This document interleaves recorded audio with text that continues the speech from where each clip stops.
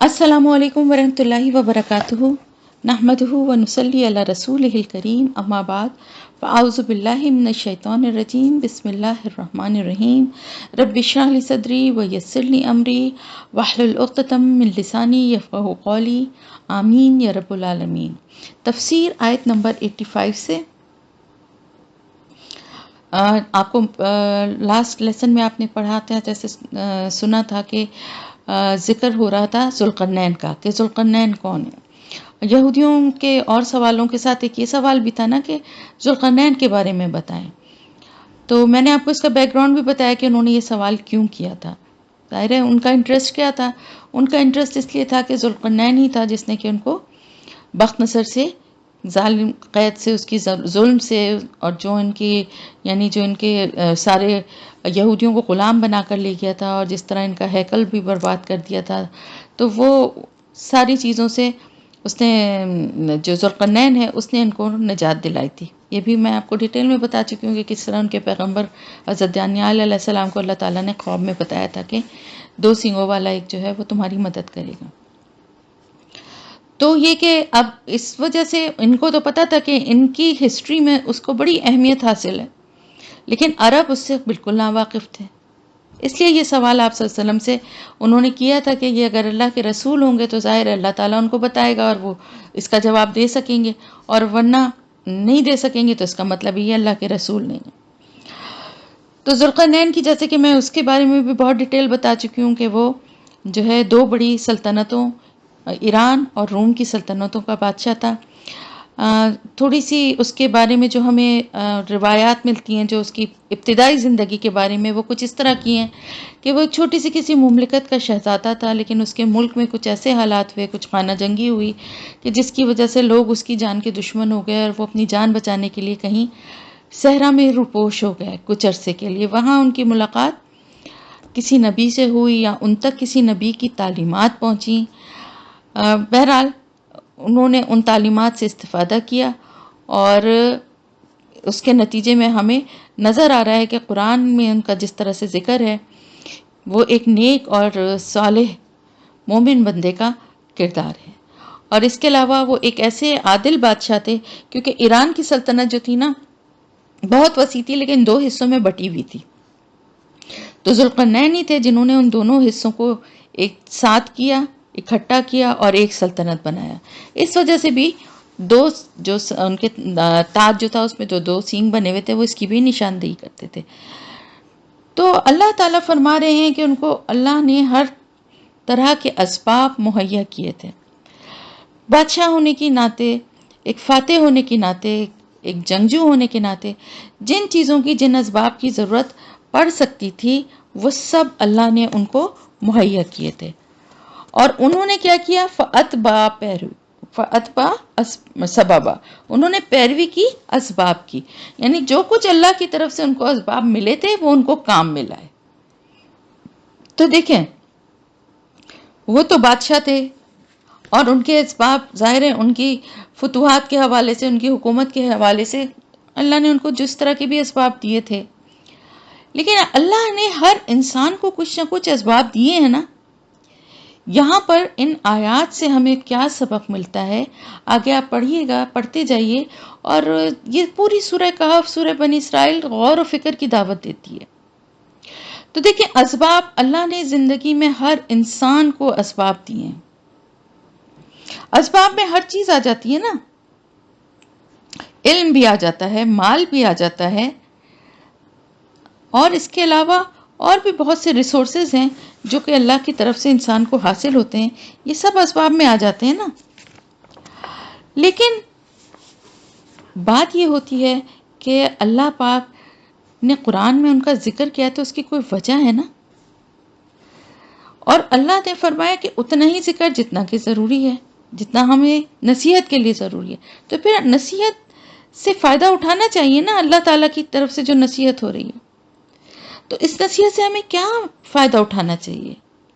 ہمیں یہ فائدہ اٹھانا چاہیے کہ جس طرح انہوں نے، ان کو جو اسباب دیے گئے، ان کو کس کس طرح سے استعمال کیا اللہ کے کاموں میں، اللہ کے دین کو پھیلانے میں، انہوں نے ان اسباب کو استعمال کیا جو کہ اللہ کی طرف سے دیے گئے تھے۔ تو ہمیں کیا کرنا چاہیے؟ جو اسباب ہمیں دیے گئے ہیں، ہمیں کیا اسباب دیے گئے ہیں؟ اسباب میں آتا کیا ہے؟ اسباب میں سب کچھ آتا ہے، علم، مال، صلاحیتیں، سب کچھ، اچھا بولنے کی صلاحیت، اچھا پڑھنے کی صلاحیت، اچھا یاد کرنے کی صلاحیت، وقت، وقت بھی بہت بڑا ایک سبب، بہت بڑی نعمت ہے نا، وقت میسر ہونا، پھر اللہ تعالیٰ کی طرف سے علم حاصل ہونا، یہ سب اسباب ہے نا۔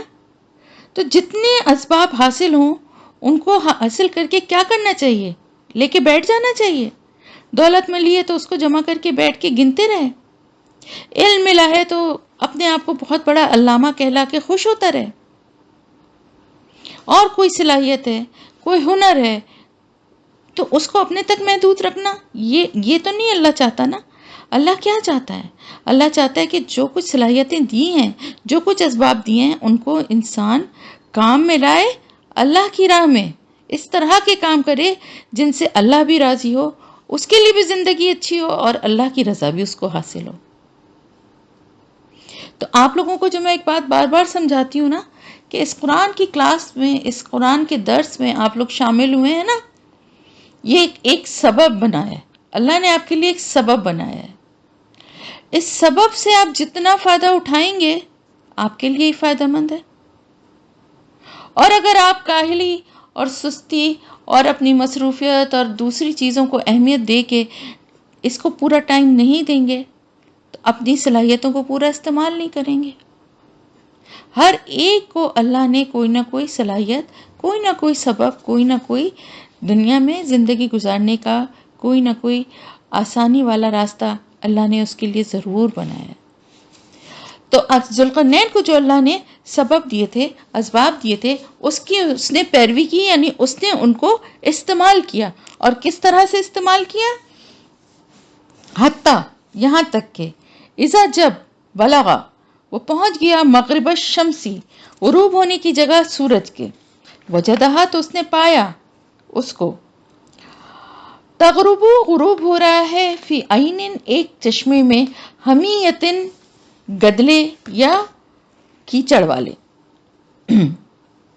ووجدہ اور اس نے پایا، ان دہا پاس اس کے، قومن ایک قوم کو، قلنا کہا ہم نے، یا ذوالقرنینی اے ذوالقرنین، اما خواہ ان یہ کہ تو عذبا تو عذاب دے یا تو سزا دے، و اما اور خواہ ان یہ کہ تتخذا تو اختیار کرے، فیہم ان کے معاملے میں، حسنا بھلائی۔ اب کیا ہوا یہ کہ اپنی ان فتوحات کو کرتے کرتے اور علاقے فتح کرتے کرتے آگے بڑھتے گئے مغربی سائڈ پہ، یعنی مغرب کے ڈائریکشن میں وہ لشکر کشی کرتے رہے، اور ایک ایک علاقہ فتح کرتے کرتے کرتے میڈیٹیرین سی کے ساحل تک جا پہنچے۔ اور وہاں ساحل پر کھڑے ہو کر انہیں سورج کیسے نظر آیا؟ سمندر کے کنارے کھڑے ہو کر سورج کیسے نظر آتا ہے؟ جیسے کہ پانی میں ڈوب رہا ہے۔ تو اس جگہ کے بارے میں جیسا وہ نظر آ رہا تھا اس طرح سے اس کو بیان فرمایا ہے کہ جب وہ ایسی جگہ پہ پہنچے، یعنی سورج حقیقتاً وہاں غروب نہیں ہوتا، آپ کو بھی پتہ ہے اور سب کو پتہ ہے کہ سمندر میں سورج غروب نہیں ہو جاتا، بلکہ وہ ظاہر ہے اپنے زمین کی گولائی کی وجہ سے پیچھے کی طرف نیچے ہو جاتا ہے، دوسری سائڈ پہ چلا جاتا ہے نا، لیکن ہم کیا کہتے ہیں؟ سورج غروب ہو گیا، ایسے ہی کہتے ہیں نا۔ تو وہی والی بات یہاں بتائی جا رہی کہ وہ ایسی جگہ جا پہنچے جہاں کے سورج غروب ہو رہا تھا، یعنی سمندر کے کنارے کھڑے ہو کر دیکھ رہے تھے تو لگ رہا تھا کہ سورج غروب ہو رہا ہے، اور وہاں انہوں نے یہ پایا، ان کو اس طرح سے محسوس ہوا، یعنی اس کا غروب ہونا ایسا لگا جیسا کہ وہ ایک چشمے میں ایک گدلے کیچڑ والے پانی میں جو ہے وہ ڈوب رہا ہے۔ اب اس کی وجہ یہ تھی کہ آپ نے کبھی دیکھا ہوگا، کبھی آپ سی سائڈ پہ جاتے ہوں، کراچی میں رہنے والوں کے لیے خاص طور سے میں یہ بات انہوں نے شاید نوٹ کی ہو کہ اگر آپ سی سائڈ پہ جائیں یا آپ کلفٹن یا کی طرف یا کورنگی وغیرہ کی سائڈ پہ بھی جائیں، جہاں سے سی سائڈ پہ جانا راستے میں مطلب جو راستہ پڑتا ہے، تو آپ دیکھیں کہ آپ کو روڈ کے سائڈز میں جگہ جگہ چھوٹے چھوٹے پانی کے وہ کیا کہنا چاہیے تالاب یا جھیلیں ٹائپ کی زمین سے پانی جو ہے نا وہ پھوٹ رہا ہے. ایسا ہوتا ہے کہ سمندر سے کافی پہلے سے چھوٹی چھوٹی جھیلیں یا چھوٹے چھوٹے پانی کے پیچز ہوتے ہیں جو ہمیں نظر آتے ہیں. جیسے جیسے سمندر قریب آتا ہے نا وہ اگر وہاں پہ کچی زمین ہے تو وہ پیچز آپ کو بڑے بڑے نظر آئیں گے جو خلیج کی طرح کے ہوتے ہیں یا جھیل کی طرح کے ہوتے ہیں. تو ایسی ہی کسی جھیل کا ذکر ہے کہ ایک کوئی بڑی جھیل جس کا ذکر یہاں پر ہو رہا ہے اور یہاں پر اس سمندر سے کیونکہ وہ متصل تھی یا متصل نہ کہیں آپ ملی بھی نہیں تھی بلکہ سمندر کے قریب ہی تھی اور ایسی جھیل تھی کہ جب اس کے کنارے پہ کھڑے ہو کے دیکھ رہے تھے تو سورج غروب ہوتا ہوا نظر آ رہا تھا. اور آپ کو پتہ ہے کہ جھیل کا پانی کیونکہ کھڑا ہوتا ہے تو پھر وہ کیچڑ والا گدلا ہو جاتا ہے. تو ایسا لگ رہا تھا کہ جیسے اس کیچڑ والے پانی اس چشمے میں جو ہے کیونکہ یہاں چشمے کا لفظ آیا سمندر کا نہیں آیا تو اس سے بھی یہ بات پتہ چلتی ہے کہ سمندر سے پہلے جو جھیلیں بن جاتی ہیں یا خلیج بن جاتی ہیں. خلیج کیا ہوتا ہے؟ خلیج یہ ہوتا ہے کہ جیسے زمین کا ایک کٹاؤ ہوتا ہے جس کے بیچ میں سمندر کا پانی آ کے ٹھہر جاتا ہے. تو وہ جگہ جو ہوتی ہے نا وہ بھی کافی بڑی ہوتی ہے اور اس میں بھی پانی کافی سارا ہوتا ہے. اگر اس کے وہاں پہ کھڑے ہو کر بھی دیکھیں ایک کنارے سے تو دوسرے سائڈ سے یہ ایسا محسوس ہوتا ہے کہ سورج غروب ہوتے ہوئے کہ اس کے اندر جا رہا ہے. تو انہیں ایسا فیل ہوا ہو ایسا نہیں رہا تھا یا آپ کو بھی پتہ ہے کہ سمندر میں غروب ہوتا نہیں ہے لیکن نظر ایسا آ رہا تھا. اس کا بیان ہے کہ وہ ایسا لگ رہا تھا کہ سورج جو ہے اس گدلے پانی کے اندر ڈوب رہا ہے یا غروب ہو رہا ہے. وہاں پر انہیں ایک قوم ملی. اس قوم کے بارے میں اللہ تعالیٰ فرما رہے ہیں قلنا کہا ہم نے یعنی اللہ تعالیٰ نے یہ بات ان سے کی ڈائریکٹ تو بات نہیں کی اور وہی بھی نہیں کی کیونکہ وہ پیغمبر نہیں تھے لیکن ان کے دل میں القا کیا یا ان کے دل میں ڈالی. جیسے شہد کی مکھی کے لیے بھی ہم جب پڑھ رہے تھے میں نے آپ کو بتایا تھا نا کہ اس کے دل میں اللہ نے وہی کی یا القا کی یہ بات. تو اس بات کو الہام کہہ سکتے ہیں یا دل میں بات ڈالنا جو ہوتا ہے. تو وہی کیونکہ پیغمبروں پہ صرف آتی ہے تو وہی تو نہیں تھی مگر ان کے دل میں یہ بات ڈالی یعنی اس کو اللہ تعالیٰ فرما رہے ہیں کہ ہم نے یہ کہا اے ذوالقرنین اب تو چاہے تو ان کو سزا دے یا تو ان کے ساتھ چاہے تو بھلائی کا یا نرمی کا معاملہ کر. یعنی وہاں پر جو علاقہ تھا اس کو انہوں نے جب فتح کر لیا تو اللہ تعالیٰ کی طرف سے ان کو یہ اجازت دی گئی کہ وہاں کے باشندے جو ہیں اب ان کے رحم و کرم پر تھے اور اللہ تعالیٰ نے فرمایا کہ اب آپ کو ان پر مکمل اختیار ہے. آپ چاہیں تو ان پر سختی کریں اور چاہیں تو ان کے ساتھ حسن سلوک کریں.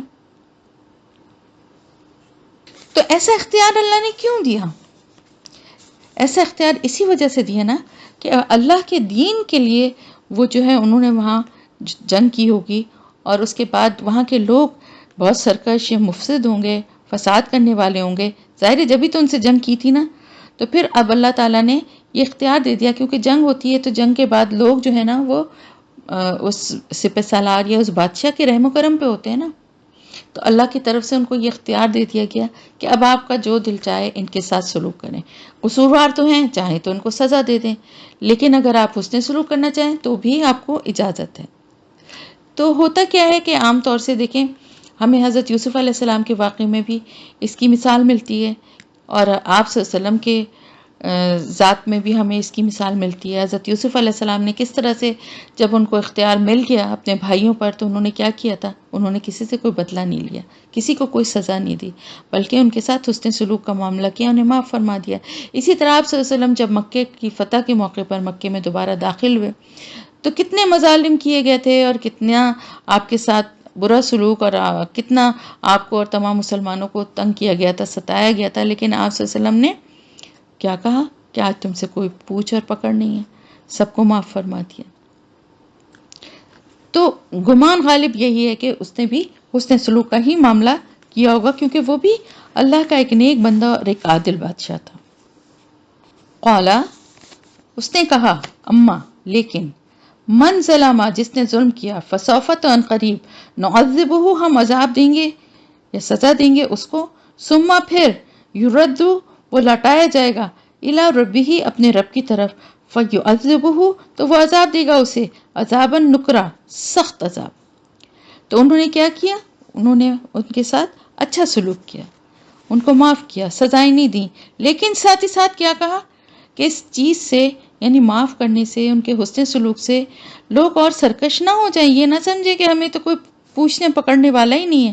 ساتھ ہی ساتھ انہوں نے یہ بھی کہا کہ لیکن اب اگر آگے کسی نے ظلم کیا، یعنی یہ ایک موقع تو دیا جا رہا ہے، تم لوگوں کو معاف کیا جا رہا ہے، لیکن اب دوبارہ اگر کسی نے ظلم کیا، اس سے اندازہ ہوتا ہے کہ وہ قوم جو تھی وہاں پر جو ہے وہ ظلم بھی کیا جا رہا تھا، اور لوگ جو تھے وہ اچھے لوگ نہیں تھے، جو کہ مختلف برائیوں کا شکار تھے. تو اس وجہ سے انہوں نے تادیباً کہا کہ بھائی اس دفعہ آپ لوگوں کو معاف کیا جا رہا ہے، لیکن اگر آئندہ کسی نے ظلم کیا تو عنقریب ہم اسے سزا دیں گے.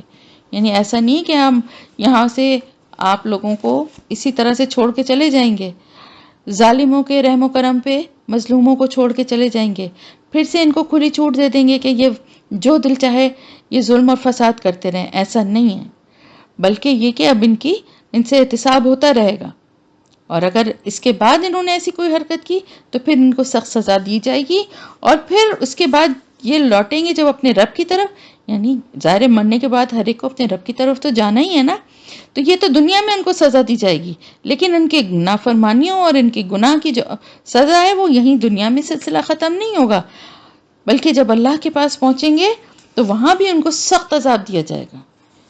تو کہنے کا مقصد کیا تھا کہ اس کا مطلب یہ ہے، اندازہ ایسا ہوتا ہے کہ وہاں پہ جو فتوحات کے بعد لوگ ایمان بھی لے آئے ہوں گے اور اپنی سابق کی ہوگی، تو ان لوگوں سے یہ بات کہی جا رہی کہ پلٹے نہ اپنے دین سے، اور جو اصلاح ان کی گئی ہے، جس طرح سے ان کے جو معاملات ان کو اس قوم کے درست کیے گئے تھے، اگر لوگوں نے دوبارہ وہی کوشش کی، اسی طرح کی زندگی اور اسی طرح کی خرابیاں دوبارہ اختیار کرنے کی کوشش کی گئی، تو دنیا میں تو سزا ملے گی ہی، کیونکہ یہ نہیں ہے کہ دوبارہ پلٹ کے ان کی کوئی خبر نہیں لے گا، بلکہ ان کو چیک کرتے رہیں گے. اور پھر آخرت میں اللہ تعالیٰ کے پاس جب جائیں گے تو یعنی اپنی بات سے پھرنے کی وجہ سے اور دوبارہ سے گناہ کرنے کی وجہ سے، گناہ کی روش دوبارہ اختیار کرنے کی وجہ سے ان کو بہت سخت عذاب وہاں بھی ملے گا. تو یہ سلسلہ یہاں پر ہی ختم نہیں ہو جائے گا. وَأَمَّا اور لیکن من آمنا جو ایمان لایا، وَعَمِلَ صَالِحًا اور اس نے عمل کیے اچھے، فلاح تو اس کے لیے جزاء الحسنی جزا ہے اچھی، وَسَنَقُولُ اور عنقریب ہم کہیں گے لہو اسے من امرنا اپنے حکم میں سے یا اپنے کام میں سے یسرا آسان. تو یہ تو گناہگاروں کی بات ہو گئی، لیکن جو لوگ ایمان لے آئیں گے اور نیک عمل کریں گے تو ان کے لیے بہت اچھا بدلہ ہے. یعنی ایمان لانے والوں کے لیے ظاہر اس سے ہی ہمیں اندازہ ہوتا ہے نا کہ وہاں پہ لوگ ایمان بھی لے آئے، تو ان لوگوں کا ذکر ہو رہا ہے کہ جو ایمان لے آئے اور انہوں نے پھر ایمان لانے کے بعد وہی دیکھیں ہر جگہ شرط وہی ہے، صرف ایمان لانا کافی نہیں ہے بلکہ نیک عمل کرنا بھی ضروری ہے اس کے ساتھ ساتھ. تو جو ایمان لایا اور اس نے پھر نیک عمل بھی کیے تو اس کے لیے بہت اچھی جزا ہے، اور عنقریب ہم کہیں گے اسے اپنے کام میں. یعنی ان کے ساتھ جو بھی جب علاقہ فتح ہوتا ہے تو دیکھیں وہاں پہ کچھ ٹیکسز، کچھ خراج، کچھ وصولی کے لیے بھی نا، وہاں کا انتظام چلانے کے لیے اب ایک ملک کو فتح کیا ہے تو اس کو ایسے ہی تو نہیں چھوڑ کے جا سکتے نا، تو وہاں پر کچھ اپنے گورنرز یا کوئی وہ بھی وہاں مقرر کیے جاتے ہیں، پھر وہاں کا نظام عدل و انصاف سے چلتا رہے اس کے لیے باقاعدہ کچھ لوگوں کو اپوائنٹ بھی کیا جاتا ہے، اور ایک ان کے یعنی ان سے کسی خراج بھی لیا جاتا ہے اس کے بدلے میں. تو ان سارے معاملات میں انہوں نے کہا کہ ہم یہاں کے جو لوگ ہیں اہل ایمان ان سے ہم تمام معاملات میں نرمی سے کام لیں گے، اور جو کچھ بھی خراج وغیرہ جو بھی وصول کرنا ہوگا اس معاملے میں ان پر سختی نہیں کریں گے، آسانی کا معاملہ کریں گے. ثم اتبع سببا پھر اس نے پیروی کی اسباب کی. یعنی اب یہ مغربی علاقہ جو ہے وہ وہاں اینڈ تک پہنچ گئے، کیونکہ پہلے زمانے میں تو اتنی ظاہر معلومات بھی نہیں تھی اور اتنی ترقی بھی نہیں تھی، سفر بھی اتنا آسان نہیں تھا. تو جب وہ ایک ایسی جگہ پہنچے، ایسی کھاڑی یا ایک خلیج تک جہاں پر کہ ان کو سورج غروب ہوتا ہوا نظر آیا، مغربی علاقوں کا ایکسٹریم، تو وہ ان کے حساب سے وہاں پر دنیا کا آخری حصہ آ گیا، مغربی آخری حصے تک وہ پہنچ گئے. ٹھیک ہے، اب وہاں سے وہ پلٹے، اور پھر اللہ نے جو ان کو اسباب دیے تھے ان کو استعمال کرتے ہوئے، یعنی جو کچھ بھی اسباب تھے، گھوڑے تھے، سامان تھا، کھانے پینے کا، جو بھی جو جنگی اسلحہ تھا، اور جو چیزیں بھی اللہ نے دی تھی، ان سب کے ساتھ وہ وہاں سے پلٹے، اور پھر دوسری طرف انہوں نے سفر شروع کیا. حتیٰ اذا، یہاں تک کہ جب بلغا، وہ پہنچ گیا، مطلع الشمسی، طلوع ہونے کی جگہ سورج کی، وجدہا، اس نے پایا اس کو، تطلو، کہ وہ طلوع ہو رہا ہے، علی قومن، ایک قوم پر، لم نجل، نہیں بنایا ہم نے، لہم، ان کے لیے، من دونہا، اس کے آگے، بریکٹ میں لکھیے گا سورج، اس کون ہے؟ سورج، اس کے یا سورج کے آگے، سترہ، کوئی اوٹ، کوئی پردہ. اچھا، اب دوسری طرف، دوسری ڈائریکشن میں جو ہے وہ سفر کرنا شروع کیا. اب آپ یہ دیکھیے کہ دنیا کی فتوحات جو تھیں وہ کس وجہ سے کر رہے تھے؟ کس وجہ سے کر رہے تھے؟ اپنا نام اور اپنی شہرت، یا صرف دولت، اور اس کے لیے نہیں کر رہے تھے. اگر دولت کے لیے کرتے تو وہاں لوگوں سے یہ نہیں کہتے کہ تم سے معاملات میں نرمی کی جائے گی، خراج کی وصولی میں، اور شرط کیا رکھی جا رہی ہے کہ تم جو ایمان لائے اور نیک عمل کرے. تو اس کا مطلب کیا تھا کہ دین کے لیے یہ فتوحات کی جا رہی تھیں. دین کی فتوحات کا مقصد دین کو پھیلانا اور اللہ کے پیغام کو پہنچانا دور دور تک، یہ تھا ان کا جو مشن تھا، اور اس کے لیے پھر انہوں نے اسباب اختیار کیے تھے. تو دیکھیں اللہ تعالیٰ نے جو اسباب دیے ہیں نا، اس سے ہمیں کیا پتہ چلتا ہے؟ ان اسباب کو اختیار کرنا چاہیے اللہ کی بات کو دور دور تک لوگوں تک پہنچانے کے لیے. اب ہمارے پاس کیا ہے مینز آف کمیونیکیشن، کیا ہے؟ اب جیسے دیکھیں، اب اس وقت آپ کو میں یہ سب کچھ بتا رہی ہوں، کیسے بتا رہی ہوں؟ آپ سب لوگ مجھ سے کتنی دور ہیں؟ میلوں دور ہیں. کئی بعض لوگ تو گھنٹوں کی اور بعض لوگ تو دنوں کی مسافت پر بھی ہیں. لیکن یہ سب کچھ کیسے آسان ہو گیا؟ اسباب کے ذریعے. اب اسی سبب سے یہی موبائل ہے، یہی نیٹ ہے، اس کے ذریعے سے گناہ کے کام بھی ہوتے ہیں، موویز اور گانے بھی سن سکتے ہیں. اسی طرح بعض جگہ، میں یہ بات اس لیے کہہ رہی ہوں کہ بعض جگہوں پہ ٹی وی ہے، لیپ ٹاپ ہے، موبائل ہے، ان چیزوں پہ بڑی سختی اور ان کو بڑا گناہ کا ہتھیار سمجھ کے منع کیا جاتا ہے. اپنے گھر میں اس کا استعمال، اپنے بچوں کو ان سے دور رکھنے کی کوشش کی جاتی ہے. اور گھر میں بعض لوگ، مطلب یہ بھی ایک بہت بڑی وہ سمجھ جاتی ہے کہ ہمارے گھر میں تو ٹی وی نہیں ہے، ہمارے گھر میں تو لیپ ٹاپ نہیں ہے، ہم لوگ تو موبائل نہیں یوز کرتے. بہت اچھا کرتے ہیں، اللہ آپ کو آپ کی نیتوں کا اجر دے گا. لیکن دیکھیں، اگر اللہ نے آپ کو اتنی حیثیت دی ہے کہ آپ یہ اسباب اختیار کر سکتے ہیں تو آپ ان سے فائدہ اٹھائیے نا. اگر آپ کے پاس لیپ ٹاپ ہے تو آپ آرام سے اس سے سن سکتے ہیں، اس پہ دیکھ سکتے ہیں، سرچ کر سکتے ہیں. اب جیسے میں آپ کو یہ بتا رہی ہوں سب کچھ، آپ چاہیں تو آپ خود گوگل پہ جائیں، آپ ان علاقوں کے، ان جگہوں کے، ان بادشاہ کے نام لکھیں اور پھر پڑھیں، دیکھیں. آپ کے پاس کتنا، اس سائنسی ترقی سے آپ کے پاس کتنی بڑی ایک دنیا کھل گئی ہے جس سے آپ انفارمیشن لے سکتے ہیں، اور نہ چاہیں تو نہ لیں. اب اس موبائلز کے ذریعے الحمدللہ، اللہ کا شکر ہے، آپ لوگوں سے کتنا ایک کنیکشن ہے. آپ لوگ پڑھتے ہیں، آپ لوگ سنتے ہیں، یاد کرتے ہیں، سناتے ہیں. اس کے بغیر یہ چیزیں اتنی آسان تھیں. آج کل کتنا مشکل ہے کہیں سفر کرنا، کہیں آنا، کہیں جانا، اور اکیلی عورتوں کا تو اور بھی زیادہ مشکل ہے. تو زیادہ سے زیادہ گلی محلے کی 2-4 عورتوں کے علاوہ آپ سب لوگ جتنے لاہور سے اور امریکہ سے اور سیالکوٹ سے اور کہاں کہاں سے ہیں، تو یہ آپ سب لوگوں کے لیے کیا آسان ہوتا؟ نہیں ہو سکتا تھا نا. تو اللہ کا شکر ادا کرنا چاہیے. اللہ نے جو اسباب عطا کیے ہیں، اپنی زندگی کو آسان بنائیں، اپنے وقت کو کم سے کم فضول کاموں میں خرچ کریں. فضول کام کیا ہیں؟ اب جیسے آپ کے گھر کے بہت سارے کام ہیں، اگر آپ اس میں کسی مشین سے ہیلپ لے کے اپنے کاموں کو جلدی کر لیتے ہیں، مثلاً کوئی کپڑے دھونے کے لیے واشنگ مشین یوز کر لیتا ہے، یا کوئی برتن دھونے کے لیے ڈش واشر یوز کر لیتا ہے، اور دوسرے لوگ کہیں جی بھائی ان کے بلا وجہ پیسہ ضائع کر رہے ہیں، ان کے پاس تو بڑا پیسہ ہے. ایسی بات نہیں ہے. اگر وہ اپنے اس ٹائم کو بچانے کے لیے کر رہے ہیں اور پھر اس ٹائم کو کسی اچھے کام میں لگا رہے ہیں، مثلاً یہ کہ آپ کو پڑھنا ہے، سبق یاد کرنا ہے، اپنے قرآن کو ٹائم دینا ہے، آپ سوچتے ہیں کہ یہ کام جلدی جلدی ہو جائیں، میں اپنے کام اچھے سے بھی ہو جائیں اور جلدی بھی ہو جائیں، اس لیے آپ کو کچھ مشینریز کی ضرورت ہے. اب آپ سل پہ بیٹھ کے پیسنے کی بجائے آپ گرائنڈر میں بھی تو پیستے ہیں نا، چاپر میں بھی تو پیستے ہیں نا. کیوں؟ اپنی انرجی کو بھی سیو کرتے ہیں، اپنے ٹائم کو بھی سیو کرتے ہیں. تو اللہ کی طرف سے دیے گئے اسباب ضروری نہیں کہ وہ انسان کی ذاتی صلاحیتیں اور علم ہوں، دوسرے بھی اسباب جو اللہ نے اس کو مہیا کیے ہیں، مالی طور پہ کیے ہیں، جو اپنی ضرورت کی چیزیں خرید سکتا ہے، جس سے وہ اپنی زندگی کو آسان بنا کے لیکن وقت کو نکالنے کا مقصد بھی تو اچھا ہونا چاہیے نا، کہ یہ وقت بچے گا تو پھر میں اور اچھے سے پریکٹس کروں گی دعا کی، اور اچھے سے میں تفسیر کو سن سکتی ہوں، پوائنٹس لکھ سکتی ہوں، نوٹس بنا سکتی ہوں، ورڈز کو لکھ کے یاد کر سکتی ہوں.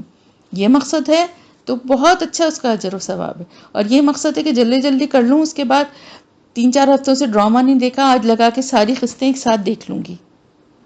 تو یہ تو آپ کے اختیار میں نا، آپ کو آپشن دیا ہے اللہ نے آپ کو سبب دیا ہے، اس سبب کو آپ صحیح طریقے سے استعمال کریں یا غلط طریقے سے، اس کا اختیار انسان کو دیا ہے، اور اسی کا سوال ہوگا. سمجھ گئی نا بات؟ تو اب وہ جو ہے وہ اب انہوں نے مشرق کی طرف جب سفر شروع کیا تو کرتے کرتے وہاں اس طرف فتوحات کرتے کرتے وہ پہنچ گئے ایک ایسے علاقے میں جہاں پر کہ سورج کو انہوں نے ایسے پایا کہ وہ طلوع ہو رہا ہے. یعنی پچھلی دفعہ ایسے اینڈ پہ پہنچ گئے تھے، یعنی مغرب کے ایسے اینڈ پہ پہنچ گئے تھے جہاں پہ سورج غروب ہو رہا تھا، اور آپ مشرق کے ایسے اینڈ پر پہنچے کہ جہاں پر کہ سورج طلوع ہو رہا تھا. تو اب اس سے آپ کو کیا اندازہ ہوا؟ اس سے اندازہ یہ ہوتا ہے کہ ان کی فتوحات کا دائرہ اتنا وسیع تھا کہ ایک سرے سے وہ دوسرے سرے تک پہنچ گئے. یعنی ایک جگہ جو مغرب پہ جب جانے لگے تو یعنی سمندر آ گیا، راستہ ختم ہو گیا. اور پھر جب مشرق کی طرف انہوں نے پیش قدمی کی تو وہ وہاں ایسی جگہ پہنچ گئے جہاں کے سورج انہیں طلوع ہوتا ہوا نظر آ رہا تھا. اب وہ کون سا علاقہ تھا، تھوڑی سی اس کے بارے میں آپ کو بات بتاتی ہوں. یعنی وہ مشرق کی طرف ممالک کو فتح کرتا کرتا ایسے علاقے میں پہنچ گیا جہاں مہذب دنیا کی سرحد ختم ہو گئی تھی، اور آگے اب ایسی وحشی قوموں کا علاقہ تھا جو عمارتیں بنانا تو درکنار، خیمے بنانا تک نہیں جانتی تھی، اور جو زبان کو بھی، جو مہذب لوگ ممالک میں جو زبان بولی جاتی تھی اس کو بھی نہیں سمجھتی تھی. تو اللہ تعالیٰ نے یہاں پر ان لوگوں کا ذکر کیا ہے کہ جب وہ ایسی جگہ پہنچا تو وہاں پر اس نے دیکھا ایک ایسی قوم کو پایا کہ جن کے درمیان سورج کے اور ان کے بیچ میں کوئی آڑ نہیں تھی. اب یہ کوئی ایسا پہاڑی سلسلہ بھی لگتا ہے، کیونکہ پہاڑ سے ہی سورج ایسا لگتا ہے نا جیسے سمندر میں لگتا ہے کہ غروب ہو رہا ہے. پہاڑ کے ادھر سے دیکھیں نا اگر آپ کھڑے ہو کے تو لگے گا کہ پہاڑ کے پیچھے سے نکل رہا ہے، طلوع ہو رہا ہے. اور یہاں پر کیا بات کہی ہے کہ ایسا لگا کہ پہاڑ ایسے علاقے میں پہنچے کہ جہاں پر وہ سورج جو ہے وہ طلوع ہو رہا تھا. تو طلوع ہوتا ہوا کا مطلب یہ ہے کہ پہاڑوں کے پیچھے سے نکل رہا تھا. اور یہ جس علاقے کا ذکر ہو رہا ہے تو کاکیشیا کا پہاڑی سلسلہ ہے یہ، جو کہ کیسپین اور بحر اسود کے درمیان واقع ہیں، یعنی 2 سمندروں کے. ٹھیک ہے. اچھا، اس کی تفصیل میں تھوڑی سی آپ کو یہ بھی بتا دوں کہ دیکھیں پہاڑ سے سورج اس طرح سے نکل رہا تھا کہ ڈائریکٹ اس کی روشنی جو ہے ان پہ پڑ رہی تھی. اور وہ قوم ایسی تھی، یعنی اتنی اس میں ابھی اتنی بھی ترقی نہیں تھی کہ وہ گھر وغیرہ بنانا بھی جانتی ہو. تو وہ کس طرح رہتے تھے؟ ہو سکتا ہے غاروں میں رہتے ہوں، ہو سکتا ہے کہ کچھ پتوں سے یا کچھ اس طرح سے انہوں نے ایسی چیزیں بنائی ہوں کہ جس کے نیچے وہ پناہ لیتے ہوں، کیونکہ ظاہر تیز سورج کی روشنی کو سارا دن تو نہیں برداشت کرتے ہوں گے. لیکن یہاں پر کیونکہ یہ کہا جا رہا ہے کہ ان کے پاس کوئی اوٹ نہیں تھی. سترہ، آپ نے سترہ کا لفظ جو ہے آڑ یا اوٹ کے لیے آتا ہے.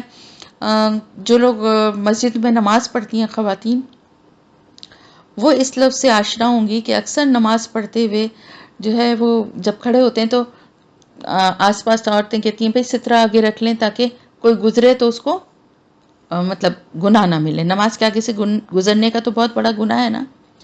تو وہ سترہ کا مطلب کیا ہوتا ہے؟ ایک آڑ ہو جائے، ایک رکاوٹ، ایک پردہ، ایسی اس چیز کو سترہ کہتے ہیں. تو ایسی کوئی آڑ نہیں تھی ان کے اور سورج کے درمیان.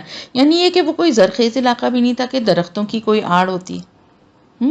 اور ان کے پاس اپنے بھی کوئی ایسے وسائل نہیں تھے کہ انہوں نے کوئی گھر یا کوئی خیمے وغیرہ بنائے ہوئے ہوتے.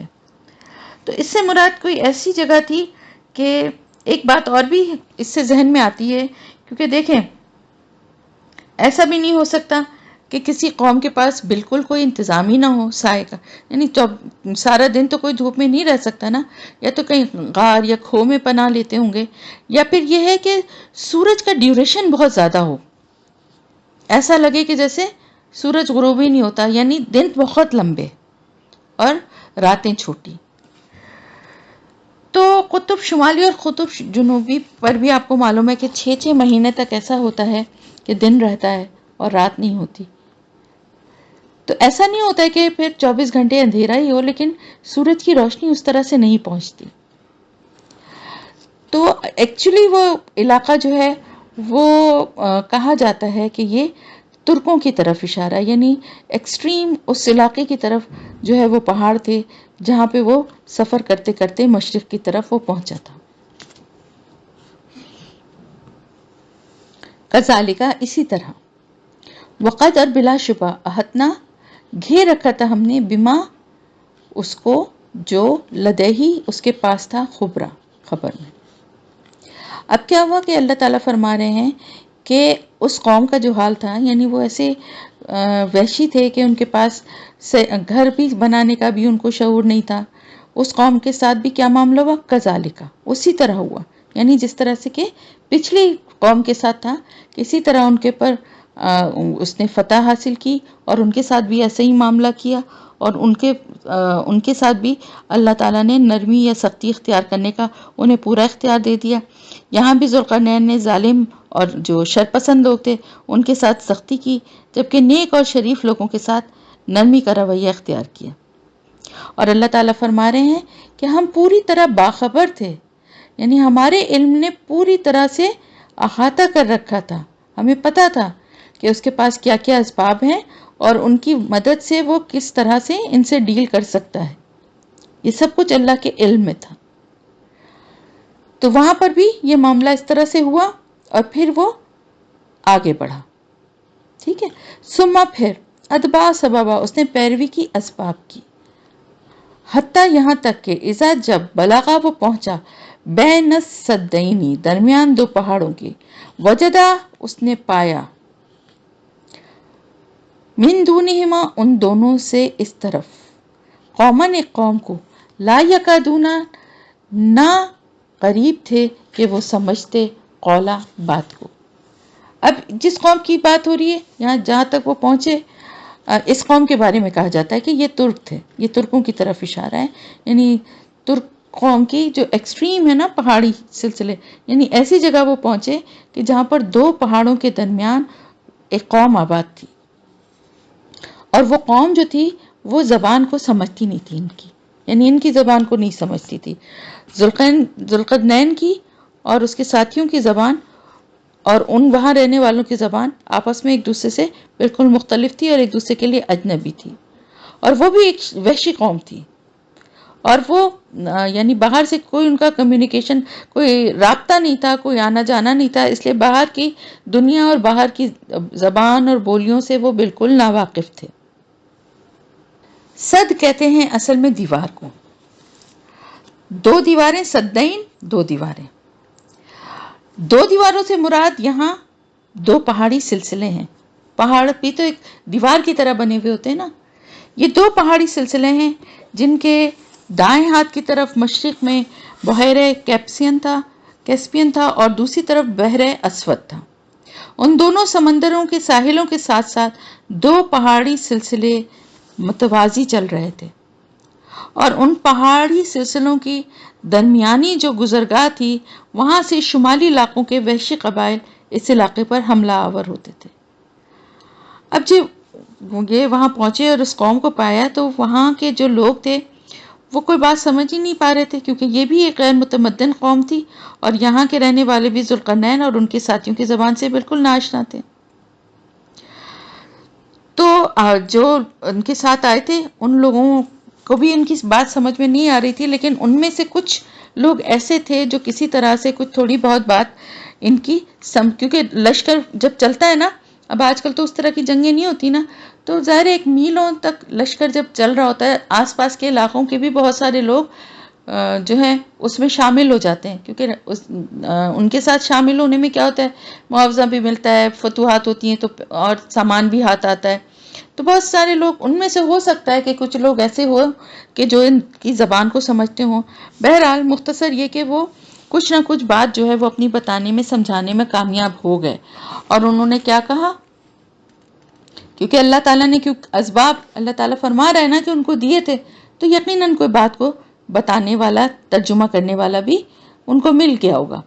قالو، انہوں نے کہا، یا ذوالقرنین، اے ذوالقرنین، انا یاجوج و ماجوج، بے شک یاجوج اور ماجوج مفسدون فی الارض، فساد کرنے والے ہیں زمین میں، فہل تو کیا، نجلو ہم بنائیں یا ہم جمع کر دیں، لکا تیرے لیے، خرجن کچھ خراج، الا اس پر، ان کے تجلا تو بنا دے، بیننا درمیان ہمارے، و بینہم اور درمیان ان کے، سدا ایک بند یا روک یا دیوار۔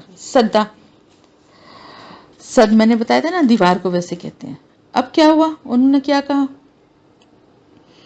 انہوں نے کہا کہ ذوالقرنین سے کہا کہ ہم بڑے پریشان ہیں کہ یاجوج اور ماجوج جو تھے نا وہ آتے تھے اور ان کی زمین میں فساد کرتے تھے، لوٹ مار کر کے جو کھانے پینے کا سامان تھا وہ بھی لے جاتے تھے، لوگوں کو مارتے بھی تھے، تو ان سے ہمیں کسی طرح نجات دلا دو۔ یاجوج ماجوج کی ڈیٹیل جو ہے وہ میں انشاءاللہ تعالیٰ بھی آپ کو بتاتی ہوں۔ تو انہوں نے یہ ان سے کہا کہ بھئی اس طرح سے ہمارے لیے مشکل ہے، وہ ہماری زمین پہ آ کے بہت فساد مچاتے ہیں، اور ہمارے لیے آپ اگر ہماری مدد کریں تو ہم اس کے بدلے میں فہل نجلو، تو کیا ہم جمع کریں، آپ کے لیے کچھ خراج جمع کر دیں، یعنی کچھ ہم آپ کو اس کا معاوضہ بھی دینے کو تیار ہیں۔ اس حد تک پریشان تھے کہ ہم آپ کو اس کا کچھ خراج دے دیتے ہیں، اللہ اس شرط پر، یعنی ہماری شرط یہ ہے کہ آپ ان کے اور ہمارے درمیان ایک دیوار یا کوئی ایک ایسی روک بنا دیں کہ یہ بار بار وہاں سے آ کے ہم پہ حملہ نہ کریں۔ اتنا وہ پریشان تھے ان کی وجہ سے۔ قالا، اس نے کہا، ماں مکنی، جو قدرت دی ہے مجھے، فیہی اس میں، ربی میرے رب نے، خیرن بہتر ہے، فآئینونی پس تم سب مدد کرو میری، بقوتن ساتھ قوت کے، اجل میں بناؤں، بینکم درمیان تمہارے، و بینہم اور درمیان ان کے، ردما ایک مضبوط دیوار۔ ذوالقرنین نے کیا جواب دیا، ذوالقرنین نے کہا کہ مجھے تم سے کوئی ٹیکس یا کوئی خراج نہیں چاہیے، جو قدرت دی ہے مجھے اس میں میرے رب نے، یعنی میرے اللہ کی طرف سے جو کچھ مجھے عطا ہوا ہے، جو کچھ میرے رب نے مجھے دیا ہے وہی میرے لیے کافی ہے، مجھے تم سے کچھ نہیں چاہیے، یعنی میں اس کے بدلے میں تمہاری مدد کرنے کے لیے تم سے کچھ معاوضہ نہیں لوں گا۔ اس سے بھی ہمیں کیا پتہ چلتا ہے کہ وہ صرف طاقت کے شوق میں یا حکومتیں اپنی حکومت کرنے کے شوق میں یا اپنی سلطنت کو وسیع کرنے کے لیے صرف فتوحات نہیں کر رہے تھے، بلکہ عدل و ایمان کا نظام قائم کرنے کے لیے یہ سارا کچھ کر رہے تھے۔ ان کا اصل مقصد کیا تھا، لوگ ایمان لے آئیں اور وہاں پر عدل و انصاف کا نظام قائم ہو جائے۔ تو انہوں نے کہا نہیں، مجھے تم سے معاوضے میں کوئی پیسے ویسے کچھ نہیں چاہیے، میں تمہاری مدد کرنے کو تیار ہوں، لیکن مجھے تمہاری مدد کی بھی ضرورت ہوگی، اس لیے کہ ظاہر افرادی قوت تو چاہیے ہوگی نا، اس میں تم میری مدد کرو، تم لوگ میرے ساتھ شامل ہو جاؤ، جسمانی محنت کرنے کے لیے جو مطلب میرے ساتھ جو لوگ ہیں ان کے ساتھ تم لوگ بھی لگو، کیونکہ کام بہت مشکل تھا، بڑی سی ایک دیوار بننی تھی، اور اس کے لیے ظاہر ٹائم بھی کم ہوگا، کیونکہ وہ بیچ بیچ میں یاجوج ماجوج تو حملہ کرتے تھے، ان کا حملہ ہونے سے پہلے پہلے یہ کام ہونا تھا، تو اس لیے انہوں نے کہا کہ تم لوگ بھی میرے ساتھ مدد کرو، زیادہ لوگ مل کے مدد کریں گے تو جلدی کام ہوگا، اور میں ایک مضبوط دیوار، ردما، سدا جو ہے وہ ایسی دیوار ہے کہ جو کہ اینٹ اور اس سے بنتی ہے، جس میں سیمنٹ لگائی جاتی ہے اور اینٹ سے اس کو مضبوط کیا، اینٹیں رکھ رکھ کے دیوار بنائی جاتی ہے. تو سدا سے زیادہ مضبوط جو ہوتی ہے وہ ردمہ ہے. سدا مضبوط دیوار، لیکن ردمہ اس سے بھی زیادہ مضبوط. ایسی دیوار ہوتی ہے جس میں پتھر وغیرہ لگائے جاتے ہیں. بہت پتھریلی جو کنکریٹ والی جو دیوار ہوتی ہے نا، وہ ردمہ ہے. لیکن یہاں پر انہوں نے اس سے بھی بڑھ کر اس دیوار کو مضبوط بنایا. کس طرح سے بنایا میں آپ کو بتاتی ہوں. آتونی دو مجھے زبر الحدید ٹکڑے یہ چادریں لوہے کی، حتیٰ یہاں تک کہ اذا جب ساوا اس نے برابر کر دیا، بین الصدفینی درمیان دو کناروں کے، یعنی دو پہاڑوں کے درمیان جو جگہ تھی اس پہ. قالا اس نے کہا انفقو پھونکو، حتیٰ یہاں تک کہ اذا جب جعلہ اس نے کر دیا اس کو نارا آگ. کس کو کر دیا؟ اس تانبے کو جو ان کو دیا تھا اس کو. قالا کہا آتونی دو مجھے افرق میں اڈیلوں علیہ اس پر پگھلا ہوا تانبا یا قطرہ یا پگھلا ہوا تانبا. اب انہوں نے کیا کیا؟ انہوں نے اس جو جگہ تھی جو خلا تھا اس کو بھر دیا لوہے کے ٹکڑوں سے، چادروں سے، اور پھر اس کو برابر کر دیا، یعنی اس کو اچھی طرح سے سیٹ کر دیا. لیکن کتنا بھی سیٹ کیا ہو بیچ میں کچھ گنجائش تو ہوتی ہے نا. اس کے لیے انہوں نے کیا کیا؟ انہوں نے کہا کہ تانبے کو خوب دہکاؤ، آگ دہکاؤ، اور اس میں تانبے کو خوب پکاؤ، پگھلا دو، اور پھر وہ پگھلا ہوا تانبا مجھے دو کہ میں اس پر وہ اونڈے، یعنی جہاں جہاں وہ چادریں تھیں ان کے اوپر پگھلا ہوا تانبا ڈالا گیا تاکہ وہ چادروں کے اندر بھی جو ذرا بھی کہیں سوراخ یا کوئی جگہ تھی وہ بھی بند ہو جائے، اور وہ چادریں بھی بالکل مضبوطی کے ساتھ جم جائیں کہ ان کو ہلانا، توڑنا، سوراخ کرنا کسی کے لیے ممکن نہ رہے. اتنا پکا کام. یعنی دیوار جو تھی وہ اینٹ اور پتھروں کی نہیں بلکہ لوہے کی بنائی، اور وہاں اس میں سیمنٹ کی جگہ پگھلا ہوا تانبا. تو سوچے وہ کتنی مضبوط وہ دیوار ہوگی. پھر اب یہ کرنے کے بعد انہوں نے کہا فمستطاعوا تو نہ وہ طاقت رکھتے تھے ان یظہروہ کہ وہ چڑھ سکیں اس پر، ومستطاعوا اور نہ وہ طاقت رکھتے تھے لہو اس کے لیے نقبہ، نقب لگانے کی یا سوراخ کرنے کی. اب کس کا ذکر ہو رہا ہے؟ یاجوج ماجوج کا. تو اللہ تعالیٰ فرما رہے ہیں یعنی اتنی وہ مضبوط دیوار تھی کہ نہ تو وہ طاقت رکھتے تھے. استاؤ اور استطاؤ میں جو فرق ہے نا وہ بہت معمولی سا ہے. دونوں کا مطلب طاقت ہی ہے، لیکن استاؤ کا مطلب ہے ہلکی، خفیف، اور استاؤ کا مطلب ہے شدید، سخت. یعنی نہ تو وہ اس پر چڑھ سکنے کی ان کی حیثیت یا ان کی اوقات تھی کہ وہ اس پہ چڑھ سکیں، اور اس میں سوراخ لگانے کی تو بالکل ان کے اندر اتنی طاقت تھی ہی نہیں کہ وہ اس میں سوراخ کر سکیں. اتنی وہ مضبوط دیوار بنائی گئی. قالا کہا، کس نے؟ ذوالقرنین نے. ہاذا یہ ہے رحمت من ربی رحمت میرے رب کی طرف سے. فاذا پھر جب آ جائے گا وعد ربی وعدہ میرے رب کا، جعلہ کر دے گا اسے دکا برابر. وکانا اور ہے وعدہ ربی میرے رب کا حقا سچ اور برحق. انہوں نے کہا دیکھیں ایک مومن کا کیا رد عمل ہوتا ہے. کبھی بھی کوئی بھی بڑا کام، کوئی اچھا عمل کرتا ہے، کوئی کامیابی حاصل ہوتی ہے تو ایک مومن کا کیا رد عمل ہونا چاہیے. انہوں نے یہ نہیں کہا کہ دیکھا کتنی محنت سے میں نے یہ سب کام کر کے تم لوگوں کے لیے کتنی آسانی کر دی کہ اب تمہارے لیے کوئی مشکل نہیں ہے کہ کوئی تمہیں نقصان پہنچا سکے. بڑے میں نے تمہارے لیے کتنے ایفرٹس کیے ہیں، لیکن آخرکار دیکھو تم لوگوں کے لیے کر دیا نا. نہیں، کیا کہا؟ یہ تو رحمت ہے میرے رب کی طرف سے. یعنی یہ جو کچھ بھی کام ہوا ہے نا یہ میرے رب کی رحمت ہے کہ اس نے مجھے یہ توفیق دی اور مجھ سے یہ کام کروایا. یہ انداز ہونا چاہیے انسان کا. تو اس دن ذوالقرنین نے کہا کہ یہ تو میرے رب کی طرف سے رحمت ہے، جو یہ کام تمہارا ہو گیا اللہ نے مجھ سے کروا دیا. لیکن جب وہ وقت آ جائے گا، جب میرے رب کا وعدہ پورا ہونے کا وقت آ جائے گا، یعنی قیامت کے قریب، تو اللہ تعالیٰ اس کو دکا برابر کر دے گا. دکا کہتے ہیں کسی چیز کو دکن دکا، آپ نے پڑھا ہوگا، کوٹ کوٹ کر ریزہ ریزہ کر دینا، یعنی اتنا کہ بالکل نرم کر دینا. تو جب وہ وقت آئے گا تو پھر میرا رب اس کو ریزہ ریزہ کر دے گا، اور میرے رب کا وعدہ جو ہے وہ سچا ہے، برحق ہے، یعنی یہ میرے رب کا وعدہ ہے کہ قیامت سے پہلے جو ہے یہ دیوار جو ہے وہ ٹوٹ جائے گی، ریزہ ریزہ ہو جائے گی، اور کیونکہ یہ میرے رب کا وعدہ ہے اس لیے ایسا ہو کے رہے گا۔ تو قیامت سے پہلے یاجوج ماجوج کے نکلنے کا وعدہ جو ہے وہ ہمارے رب کا ہے، اس لیے بالکل سچ اور برحق ہے، اس میں کوئی شک و شبے کی گنجائش نہیں۔ وَتَرَکْنَا، اور چھوڑ دیں گے ہم، بعدہم، ان میں سے بعض کو، یومئذٍ، اس دن، یموجو، موج کی طرح، وہ موج کی طرح گھس جائیں گے، موجیں ماریں گے، فی بادن، باز میں، ونفخا، اور پھونکی جائے گی، فی الصوری، سور میں، فجمعناہم، تو جمع کر لیں گے ہم انہیں، جمع کرنا، یعنی وہ دن جب آئے گا جس دن اللہ کا وعدہ پورا ہوگا، اس دن اللہ تعالیٰ کی طرف سے ان کو وہ رہا ہو جائیں گے، نکل آئیں گے اس دیوار کو توڑ کے برابر کر کے، اس کو ریزہ ریزہ کر دیں گے، اور پھر اس طرح سے نکلیں گے، یعنی ان کی اتنی بڑی تعداد ہوگی کہ دور تک دیکھنے میں لگے گا جیسے موجیں مارتے ہوئے سمندر کی ہیں، اتنی بڑی تعداد ہوگی، اور پھر وہ اسی طرح سے گھس جائیں گے دوسروں میں، فی بادن، باز میں، یعنی آپس میں بھی ایک دوسرے میں گھس رہے ہوں گے، اور اسی طرح جو لوگ راستے میں آئیں گے ان میں بھی گھس جائیں گے، اور پھر اس کے بعد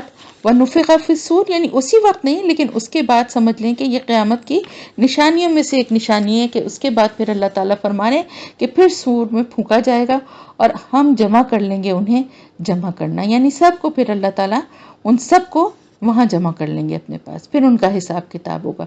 اب میں آپ لوگوں کو یہاں پر، کیونکہ یاجوج ماجوج کی یہ بات ختم ہوئی ہے، تو میں اس کی تھوڑی سی ڈیٹیل آپ لوگوں کو بتاتی ہوں کہ یاجوج ماجوج در حقیقت کیا ہیں حدیث کی نظر سے۔ قرآن کے میں تو جتنا بیان آپ نے پڑھ لیا، آگے بھی ایک دو جگہ سورہ انبیاء میں اور ایک دو جگہ یاجوج ماجوج کا بیان آئے گا، لیکن حدیث سے ہمیں کیا باتیں پتہ چلتی ہیں اس کی تفصیل میں آپ لوگوں کو ذرا بتاتی ہوں۔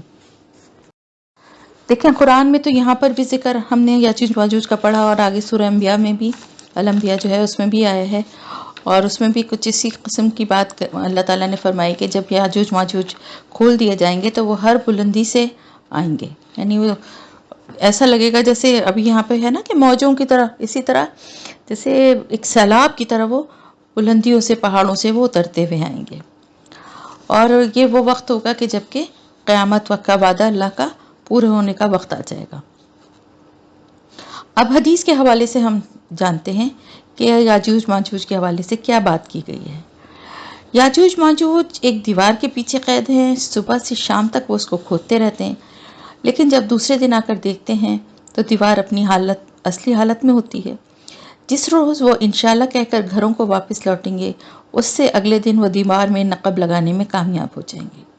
یاجوج ماجوج گردن کی بیماری میں مریں گے، اور تعداد میں اتنے زیادہ ہوں گے کہ ان کے مرنے کے بعد جانور اور درندے ان کی لاشیں کھا کھا کر خوب موٹے ہو جائیں گے۔ اب ابن ماجہ کی میں ایک حدیث جو تھوڑی طویل حدیث ہے وہ میں آپ کو بتاتی ہوں۔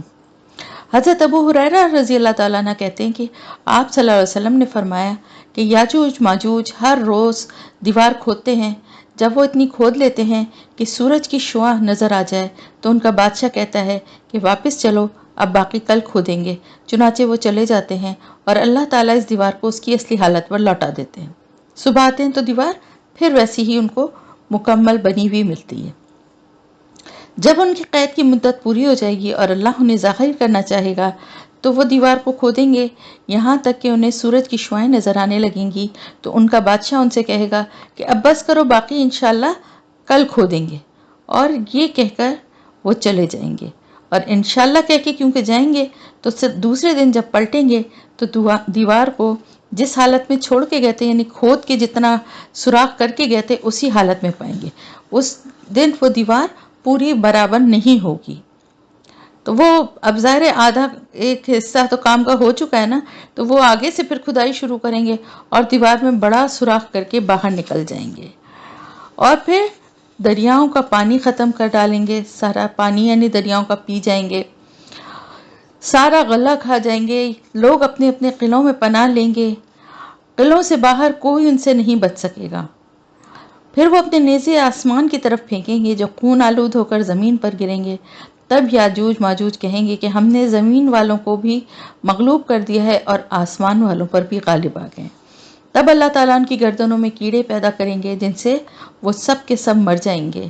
اللہ تعالیٰ نے رسول اللہ صلی اللہ علیہ وسلم نے فرمایا کہ اس ذات کی قسم جس کے قبضے میں میری جان ہے، زمین کے جانور اور مویشی ان کی لاشوں کا گوشت اور چربی کھا کھا کر خوب موٹے تازے ہو جائیں گے۔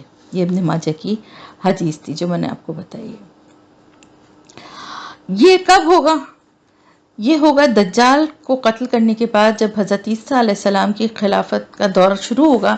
ان کے عہد خلافت میں ہی یعنی حضرت عیسیٰ علیہ السلام موجود ہوں گے، اور اس دوران ہی جو ہے یاجوج ماجوج جو ہیں وہ نکلیں گے، اور ان کی تعداد اس قدر زیادہ ہوگی کہ ان کی نصف تعداد بحیرہ تبریہ کا سارا پانی پی جائے گی۔ حضرت عیسیٰ علیہ السلام اللہ تعالیٰ کے حکم کے مطابق مسلمانوں کو کوہ طور پر لے جائیں گے، یعنی مسلمانوں کو لے کے کوہ طور پر چلے جائیں گے۔ باقی جو دنیا میں لوگ ہوں گے، یاجوج ماجوج ان تمام لوگوں کو قتل کر ڈالیں گے۔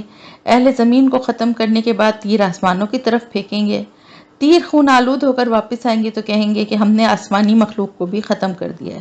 یہ صحیح مسلم کی روایت ہے۔ آگے ایک تفصیلی روایت ہے جو کہ میں آپ کو بتا رہی ہوں، جس میں یہ ساری باتیں کور ہیں۔ یہ آپ کو کچھ لگ رہا ہوگا کہ ایک ہی بات، ایک دو باتیں دوبارہ بھی بتائی جا رہی ہیں، وہ مختلف اصل میں جو حدیث ہے میں ان کو بتا رہی ہوں، سنا رہی ہوں آپ کو، تو مختلف مواقع پہ جو بات ہوئی وہ آپ کو مختلف راویوں سے جو پتہ چلی وہ آپ کو بتائی جا رہی ہے۔ صحیح مسلم کی روایت ہے جس میں سب سے زیادہ تفصیل ہے کہ آپ صلی اللہ علیہ وسلم نے فرمایا کہ اللہ تعالیٰ حضرت عیسیٰ علیہ السلام پر وحی بھیجے گا، اور یہ دجال کو قتل کرنے کے بعد ہوگا کہ میں نے اپنے ایسے بندے نکالے ہیں کہ ان سے لڑنے کی کسی میں طاقت ہی نہیں ہے، لہٰذا آپ میرے مسلمان بندوں کو لے کر کوہ طور کی پناہ میں چلے جائیں، یعنی کوہ طور پر پناہ لے لیں۔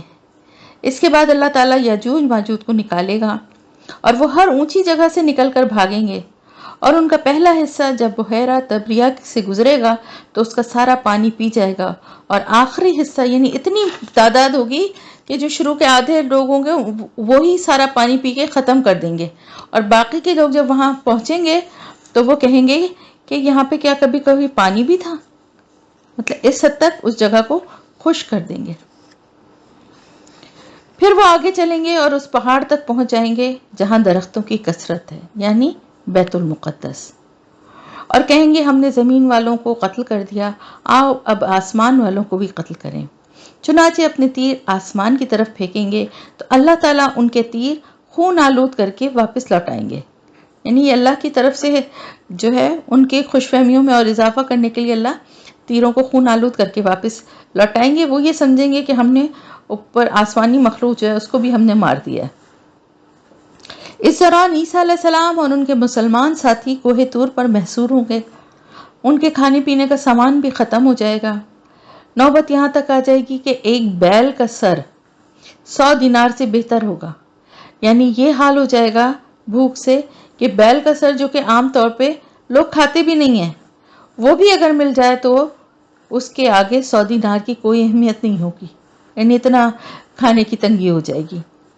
چنانچہ حضرت عیسیٰ علیہ السلام اور ان کے ساتھی اللہ سے دعا کریں گے، اللہ تعالیٰ اس کے جواب میں اللہ تعالیٰ یاجوج ماجوج پر ایک عذاب بھیجے گا، ان کی گردنوں میں کیڑے پیدا کر دے گا جن سے وہ سارے کے سارے ایک دم مر جائیں گے، یعنی ایسے ایک دم مریں گے جیسے کہ ایک آدمی مرتا ہے نا، اس طرح وہ سارے کے سارے مر جائیں گے ایک ہی وقت میں۔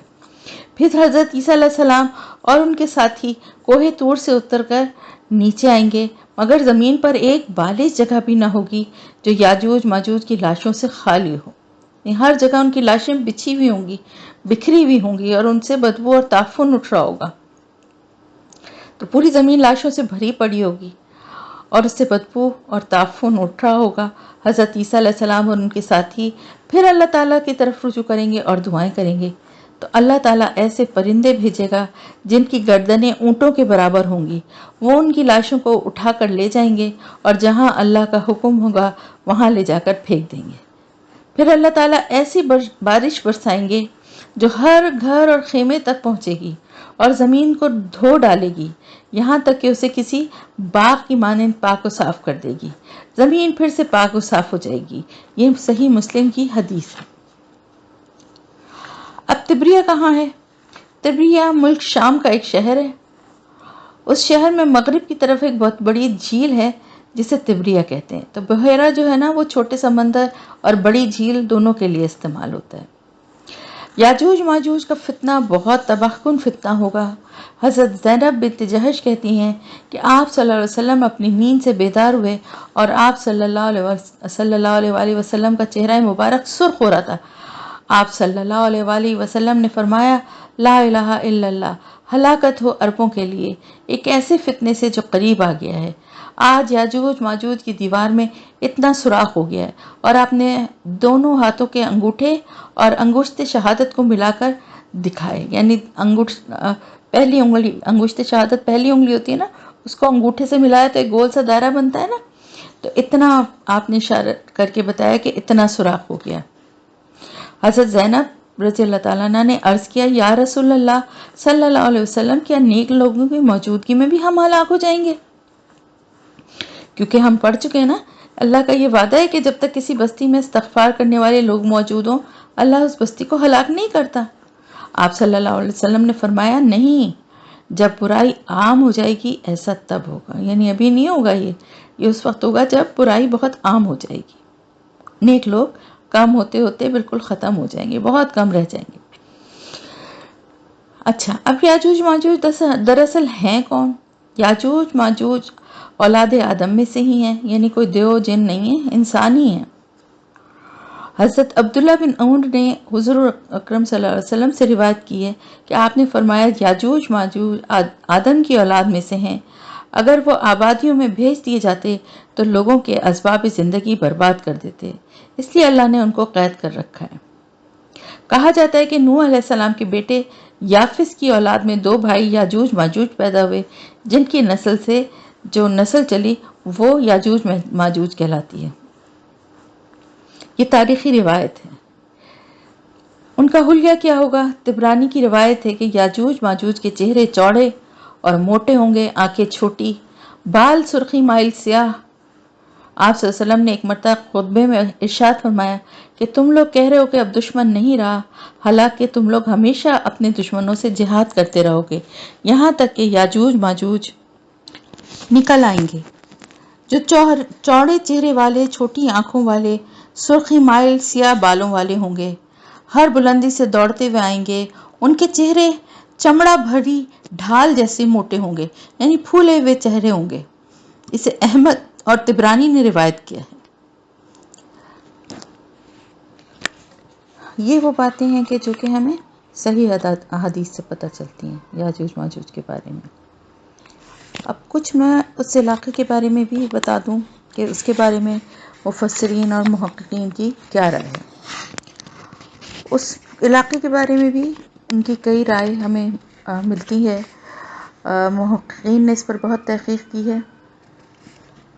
یاجوج ماجوج سے مراد ایشیا کے شمال مشرقی علاقے کی وہ قومیں ہیں جو پرانے زمانے سے، قدیم زمانے سے متمدن ممالک پر حملے کرتی رہی ہیں اور جن کے سیلاب وقتاً فوقتاً اٹھ کر ایشیا اور یورپ دونوں طرف رخ کرتے رہے ہیں. اس کے علاوہ ہمیں جو بائبل میں بھی اس کا ذکر ملتا ہے اور اس کے حساب سے جو لوکیشن ہے اس میں ان کا علاقہ روس اور موجودہ ماسکو، بالسک، یہ ایریا بتایا گیا ہے. اسرائیلی مورخ یوسیفوس نے ان سے مراد وہ قوم لیے جس کا علاقہ بحر اسود کے شمال اور مشرق میں واقع تھا.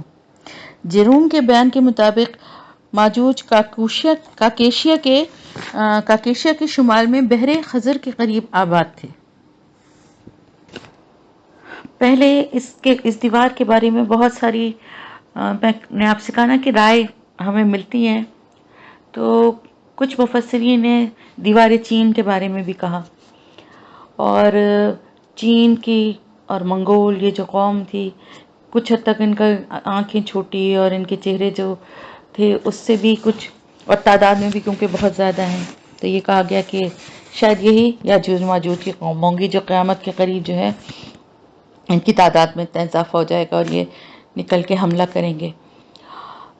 لیکن یہ بات بھی کچھ دل کو نہیں لگتی. کیوں؟ اس کی بھی وجہ ہے. اب ہم جو لیٹسٹ جو مزید آگے ریسرچ آپ کو پتہ ہے ہوتی رہی، اور پھر اب محققین نے جو لیٹسٹ جو ہے اس کے مطابق جو دیواریں دریافت کی ہیں ان کے بارے میں آپ کو تھوڑا سا بتاتی ہوں کہ یہ کون سا علاقہ ہے۔ مولانا ابوالکلام آزاد فرماتے ہیں کہ بحر خز کے مغربی ساحل پر ایک قدیم شہر دربند ہے۔ دربند اس شہر کا نام ہے۔ یہ ٹھیک اس مقام پر واقع ہے جہاں کاکیشیا کا سلسلہ کوہ ختم ہوتا ہے، یعنی پہاڑی سلسلہ۔ یہ یاد رہے کہ یہ دیوار جو ذوالقرنین نے بنائی تھی اسے سد ذوالقرنین کا نام دیا گیا تھا۔ سد آپ کو پتہ ہے دیوار۔ تو یہ جو جس دیوار کا ذکر یہاں پر ہو رہا ہے، یہ بحر خز کے مغربی ساحل پر ایک شہر، بہت پرانا شہر ہے دربند، وہ آباد ہے۔ یہ ٹھیک اس مقام پر واقع ہے جہاں کاکیشیا کا سلسلہ کو ختم ہوتا ہے اور بحر خز سے مل جاتا ہے، یعنی پہاڑی سلسلہ ختم ہوتا ہے سمندر کے ساحل پر آ کر۔ اس مقام پر قدیم زمانے سے ایک طویل و عریض دیوار موجود ہے جو سمندر کے ساحل سے شروع ہو کر تقریباً 30 میل تک مغرب میں چلی گئی ہے اور اس مقام تک پہنچ گئی ہے جہاں کاکیشیا کا مشرقی حصہ بہت بلند ہو گیا ہے۔ اس طرح اس دیوار نے ایک طرف بحر خز کا ساحلی علاقہ جو ساحلی مقام تھا اس کو بند کر دیا، اور دوسری طرف پہاڑ کا وہ سارا حصہ بھی روک دیا جو ڈھلان ہونے کی وجہ سے عبور ہو سکتا تھا۔ ساحل کی طرف یہ دیوار دوہری ہو گئی ہے، یعنی 2 دیواریں بن گئی ہیں۔ آذربائیجان کے ساحل سے ہوتے ہوئے آگے بڑھیں تو پہلے ایک دیوار ملتی ہے جو سمندر سے برابر مغرب کی طرف چلی گئی ہے۔ اس میں پہلے ایک دروازہ تھا، اس دروازے سے جب گزرتے تھے تو شہر دربند ملتا تھا۔ اب یہ صورت باقی نہیں رہی ہے۔ دربند سے آگے پھر اسی طرح ایک دیوار ملتی ہے، لیکن یہ دوہری دیوار صرف 2 میل تک گئی ہے جو دوسری دیوار ہے۔ اس کے بعد اکہری دیوار کا سلسلہ ہے۔ یہ دونوں دیواریں جہاں جا کر ملی ہیں وہاں پر ایک قلعہ ہے۔ قلعے تک پہنچ کر دونوں دیواروں کا درمیانی فاصلہ 100 گز سے زیادہ نہیں رہتا،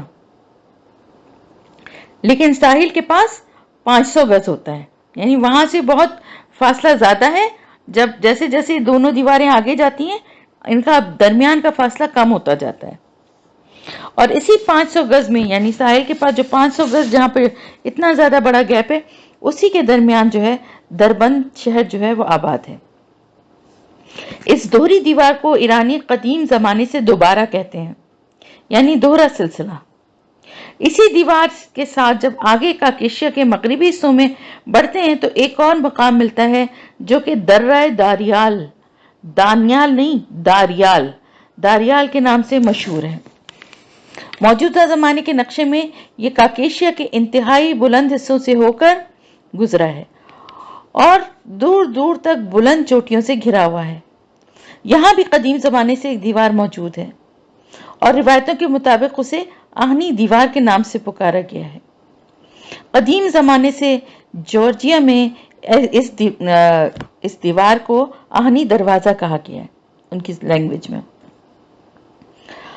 اب 2 دیواریں ہمارے پاس جو ہیں وہ ہیں جن کے اوپر یہ قیاس گزرتا ہے کہ شاید یہ ذوالقرنین کی بنائی ہوئی دیوار ہے۔ اب اس میں سے جو پہلی والی دیوار ہے جس کے بارے میں نے آپ کو بتایا، جس کے درمیان میں دربند شہر بھی آباد ہے، وہ دیوار جو ہے وہ پتھروں سے اور بڑے بڑے چٹانوں کے ٹکڑوں سے، پتھروں سے وہ مضبوط تو وہ بھی دیوار ہے، لیکن وہ اس میں لوہے یا کسی اس طرح کی چیز کا کوئی وہاں پر کوئی ہمیں آسان نہیں ملتے، بلکہ وہ دیوار جو ہے وہ پتھروں سے اور جس طرح سے مضبوط بنائی گئی ہے وہ یعنی مٹی اور پتھر اور ان چیزوں سے بنی ہوئی۔ اس کے برعکس جو درہ داریال کے پاس جس دیوار کا میں ذکر کر رہی ہوں، اور روایتوں کے مطابق اسے آہنی دیوار کے نام سے پکارا گیا ہے، اور جس کو میں بتا رہی ہوں آپ کہ جارجیا میں پرانے زمانے سے، قدیم زمانے سے آہنی دروازہ اسے کہا جاتا تھا۔ اس کے بارے میں زیادہ قرین قیاس ہے، زیادہ یعنی یہ بات جو ہے وہ دل کو لگتی ہے، کیونکہ اس دیوار کی تعمیر میں لوہا جو ہے وہ نظر آتا ہے، اور اس دیوار نے جو ہے نا پورا وہ حصہ جو ہے وہ بند کیا ہوا ہے، اور اس حصے کے اس دیوار کے پیچھے جو ہے بڑی بڑی پہاڑ کی چوٹیاں نظر آتی ہیں. یعنی وہ اس کے پیچھے کا جو علاقہ ہے یعنی وہ ایک ایسا علاقہ ہے جو ہر طرف سے پہاڑوں سے بڑی بڑی بلند چوٹیوں سے گھرا ہوا ہے, اور اس کے بیچ میں یہ دیوار ہے جس نے کہ اس پورے علاقے کو سیپریٹ کر دیا ہے, روک دیا ہے دوسری طرف سے.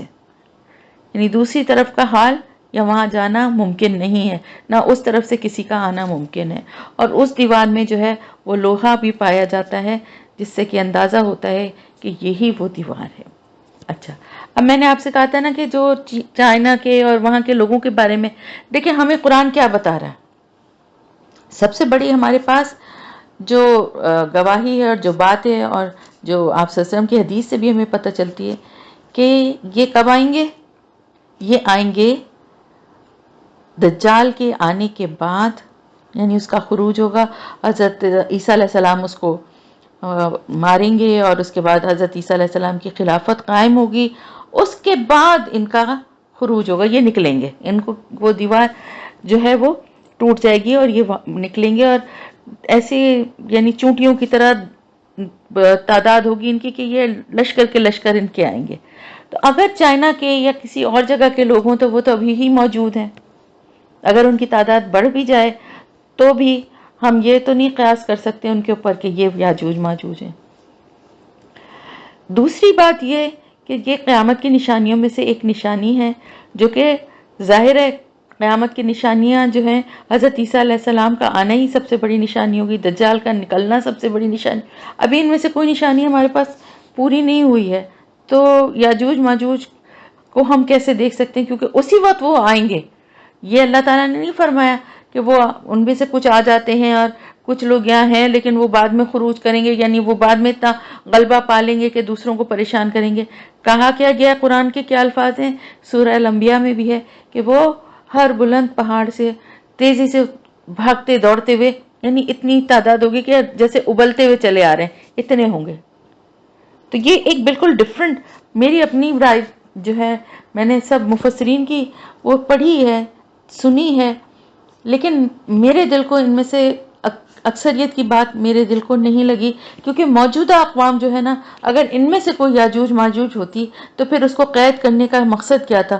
اور پھر آپ صلی اللہ علیہ وسلم کی حدیث مبارک کے الفاظ ہیں کہ وہ روزانہ اس دیوار میں سوراخ کرتے ہیں اور ایک چھوٹا سا سوراخ کر پاتے ہیں, لیکن جب وہ یہ سوچ کے چلے جاتے ہیں کہ کل آ کے آگے کھودیں گے, اور آتے ہیں تو دیوار پہلے سے بھی زیادہ مضبوط ویسی بنی ہوئی رکھی ہوتی ہے. پھر وہ لوگ جو ہیں وہ کس دین پر ہوں گے پتہ نہیں ہے. مومن تو بہرحال نہیں تھے, جب بھی اس طرح کے وحشی اور کوئی قبائلی لوگ ہیں پھر وہ انشاءاللہ کیسے کہتے ہیں, اس لیے کہ ان کا انٹریکشن مسلمانوں سے ہوتا تھا, وہ آتے تھے ان کی آبادیوں میں, تو ان کو بھی یہ لفظ پتہ چل گیا ہوگا, یا ہو سکتا ہے ان میں کچھ مسلمان بھی ہو. اس قوم کے بارے میں اتنی ڈیٹیل اتنی تفصیل کا ذکر نہیں ہے, لیکن جس طرح کی وہ ان کے بارے میں باتیں قرآن اور حدیث سے ہمیں پتہ چل رہی ہیں کہ وہ بھاگتے ہوئے آئیں گے اور وہ سارا غلہ کھا جائیں گے اور لوگوں کو ماریں گے, تو یہ ایک مومن قوم تو نہیں ہو سکتی نا, ایک وحشی اور ایک جنگلی قسم کی قوم ہے. اور اس کو قید کرنے کا بھی مقصد جو ہے نا اللہ تعالیٰ کا, وہ بھی ویسے تو اللہ کی حکمت ہے, لیکن بظاہر یہی سمجھ میں آتا ہے کہ اگر ان کو آزادی دے دی جاتی تو وہ تو دنیا میں بہت تباہی مچاتے رہتے ہیں, مستقل مچاتے رہتے ہیں. اب تو ایک سرٹن ٹائم پیریڈ کے لیے ہی ان کو کھولا جائے گا نا, اس سے پہلے وہ قید ہیں, ورنہ وہ تو دنیا میں پہلے ہی بہت تباہی مچا دیتے.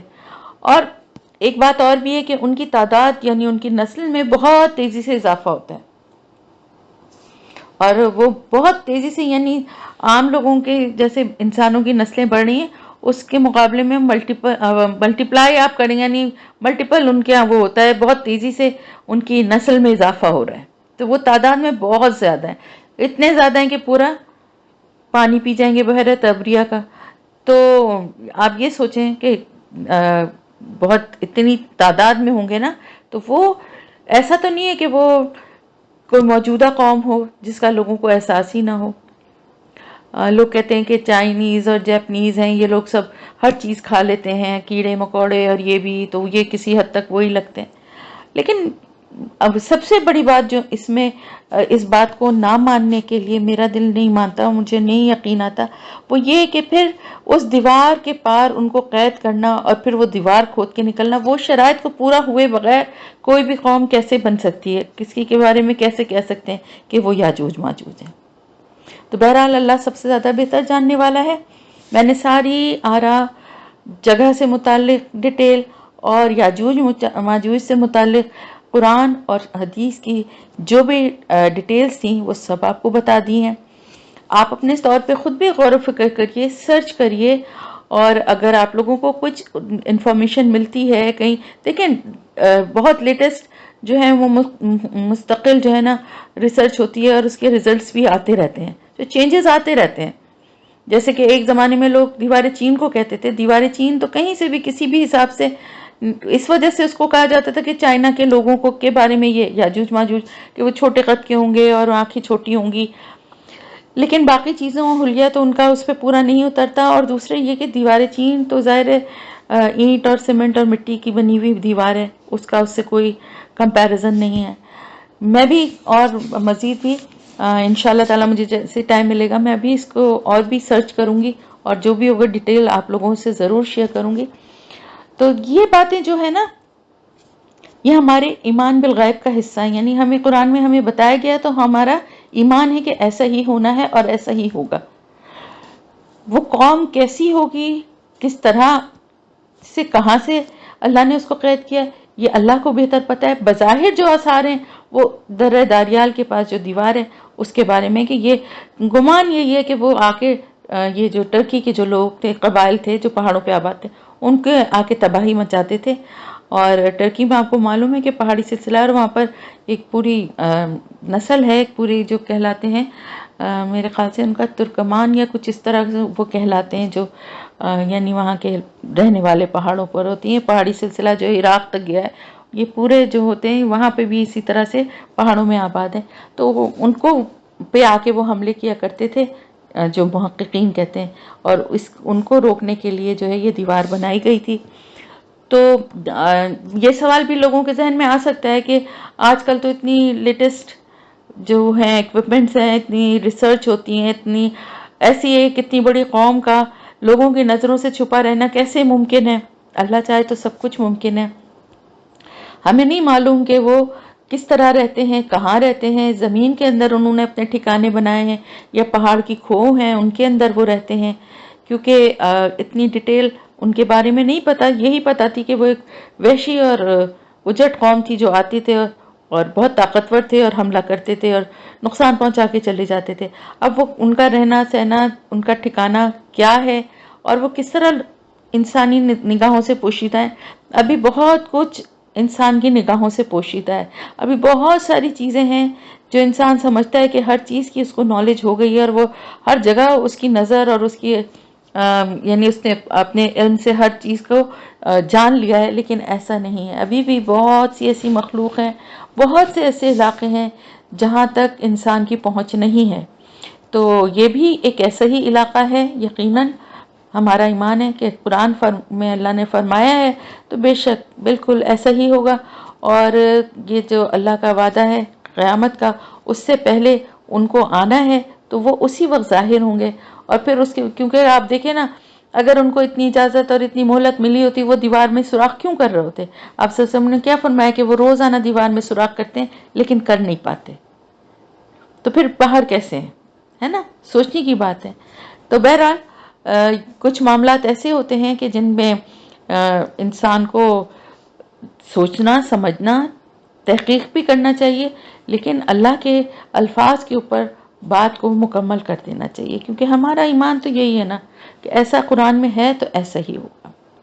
تو اب یہ انفارمیشن آپ لوگوں کو جس حد تک ملی ہیں، جو باتیں آپ جان گئے ہیں، اب آپ سے کوئی سوال کرے، میں انشاءاللہ تعالی دجال کے بارے میں بھی ڈیٹیل آپ کو بتاؤں، آپ سے کوئی سوال کرے تو آپ اس کو صحیح سے اچھے سے جواب دے سکتے ہیں، بتا سکتے ہیں، اپنے گھر میں بتا سکتے ہیں، اپنے بہن بھائیوں کو بتا سکتے ہیں، اپنے بچوں کو بتا سکتے ہیں، ان کو اویئرنیس دیں، ان کو بتائیں کہ کس طرح سے اللہ کی کیسی کیسی مخلوق ہے، اور کس طرح سے کس موقع پر وہ آئیں گے، اور کس طرح پھر قیامت کا وعدہ ہوگا۔